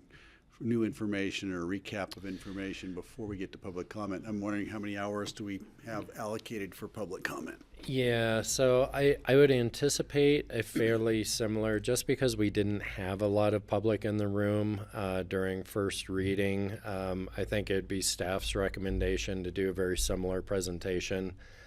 Again, even though this board's seen it, but for the public's benefit who might be commenting, I think we were about 45 minutes to an hour on that, which would leave about 3 hours for public comment. Do we have FAA coming? We do have, John Bauer has indicated, we don't know if he's going to be attending in person or virtually. And Brad won't be there? Brad will be here, I believe. Oh, he will? Yeah. Okay, good. Will you be including any financial information relative to some of the claims and criticisms? Yes, we'll have, it'll be high level Yeah. still, but yes, we're going to have some slides on that. Matter of fact, working on some of those. Thank you. Great, excellent. I don't have any other So questions that may about it add now, actually a little bit to Kelly's point. Sorry, Greg, Yeah, to sure. interrupt, but to Kelly's point, that may add, just a little bit of time to that presentation, and having John Bauer here, which I think will be a short part of the presentation, but it'd be, an opportunity, one, for him to reiterate any important points, but also for the board to ask questions, clarifying questions. Will the public be able to ask questions to John Bauer? I don't think that's what he would come up for. Yeah, we were very clear it's not a panel discussion or such, but he So will Amory respond. cannot ask him questions. We could submit questions or I'm thinking if people want to submit questions to ask, we could certainly have them in our conversation. I'd like it to be as thorough as possible because there is always room for more questionable, whether it's creating doubt through questions or more questions coming because of the doubt. I would just like to be as thorough as we possibly can. And I don't want to take advantage of John Bauer more than he expects, Kelly can propose something. Okay, I guess I would propose that perhaps we collect whatever questions we hear through public comment and then visit them after close of public comment, as opposed to trying to answer them at the time. Because that just Right, no, we're not going to do you that. hear this, then we look at John and say, "Can you confirm or deny?" And then it becomes a whole. Yeah, no, we wouldn't do I that. agree. Like we could note, okay, let's add that question to it. Could we solicit questions in advance? Briefly stated, succinct questions in advance. I'm just, in order to make it move more quickly and to process more that work? information. Yeah. Well, we could invite people to submit written Well, questions. how would we invite them? What would that We could put out a mechanism be? press release tomorrow. Yeah. The only you're likely to get flooded with a lot of questions, and Then it's just a matter of collating them and down to the right, essence, and right? that could be I think the advantage of Kelly's idea is you get the opportunity to hear public comment and then pick key questions that would be important for the board's decision to relay back to John. I think if you collect hundreds and hundreds of questions and we go through those, the public comment is going to be the FAA. Do you see what I'm saying? It's you're gonna get a lot of questions. I think those questions are probably going to come up in public comment, or they're key questions that have already come to you in emails and public comments. I think there's a number of them. I know Amory shared quite a few that I think the board could probably pick, key questions that are outstanding for you from those. Clarifying questions, Yeah. right. Yeah. I do think we already did that with when we had the sheets that we handed out that had the quick 3 pages of Q&As when John Bauer was here When was that? last year. Yeah, it is. Yeah. Wait, this is not his first time I coming know. here to Yeah. answer questions, for sure. Anyway. But yeah, I think the agency was concerned that, they not be in a position of taking part in some community debate, and which makes total sense to me. They're here to tell us what their To rules answer are. your questions, yeah. And to clarify, the conflicting, views of their rules. Steve? In terms of questions from the public, I would not even have any written ones. If they want to ask a question during their public comment period, and we could just write those questions down and then maybe answer them in some fashion later on. But it can get totally out of hand with trying to have people submit pieces of paper, and then who's going to be reading them and picking the questions? That's not what this format is. We just need to have them make their public comment, and if they have questions they want asked, do it then. Thanks, Steve. Okay. We're going to have another bite at this, I think, tomorrow. We've got an agenda meeting, right? So we can... Thursday, I think. Thursday. Yep. Tomorrow's Wednesday, right. Yep. Thursday we have agenda meeting. So I'm comfortable with leaving it at that. But we will be doing 3-minute comments from the public. Certainly they can throw questions and we can write them down and decide if we want to ask or to discuss them afterwards. And we will have John Bauer with us. Okay. Yep. Thanks. And we'll do some things like no placards in the room, just because that can block people's views and ability to participate and that sort of thing too. Right, got it. I expect it will be a polite crowd. And if it's not, I can, as the chair, I can make my call, how I want to handle it. Steve, did you raise your hand again? Yeah, about further future agendas, if we're done with this one. Yeah, go ahead. So on May 21st and 22nd, I will be out of town. I will be attending remotely. That's when you are not going to be there, Greg. That's right. I, as the vice chair, could run the meeting from a remote location, but we might want to have someone in the room, manage the room as the acting chair that day. Thank you, Steve. Steve, And did one you of the say May items- 20th and 22nd? 21st and May 22nd. 21st. 21st and 22nd. Thank you. One of the items on May 22nd, the Darling Farm land use application, I probably will have to recuse myself from that. I've talked with Laura Maker about it. There is a impact on my land here on Capitol Creek that could affect us financially, so I'm pretty sure I will have to recuse myself on that. So that would leave only 3 commissioners then to be hearing that one, since Greg won't be here. They might want to not hold it that day for that reason, if they wanted to have more commissioners. It's possible that I'll be able to call in, but I don't want to guarantee it. I'll be here. Me too. Why don't we leave it as is, and we'll do our best. The worst thing that could happen is whoever is chairing would have to continue it. Yeah. Hope that doesn't happen, but it could. Okay, thank you for that, Steve.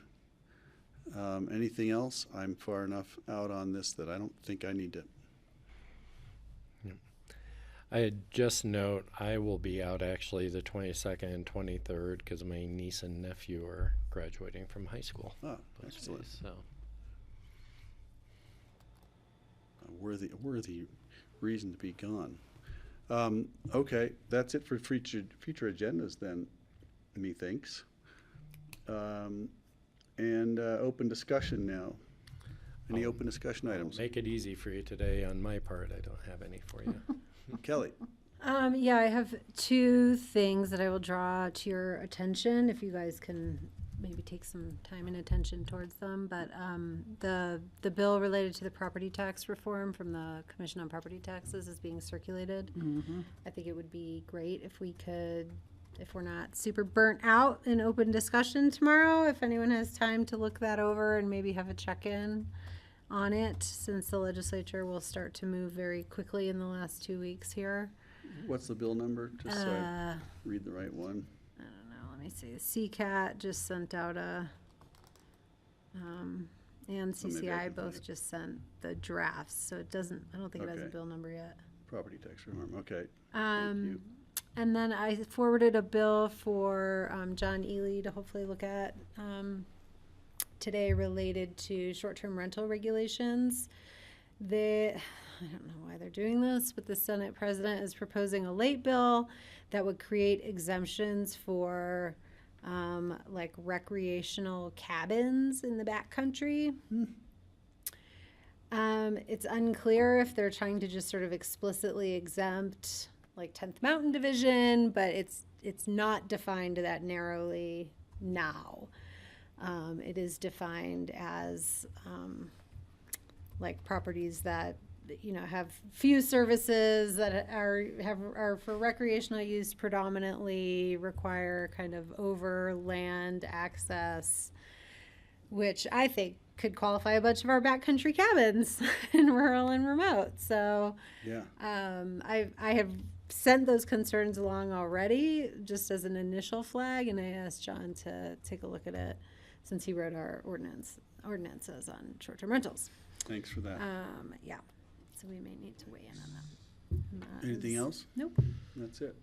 Steve, anything? Open discussion? Nope. Nope. I can't think of anything either, so I'm going to adjourn the meeting. Yay. Great, thank you. Thanks, Andorra. We are done for the day.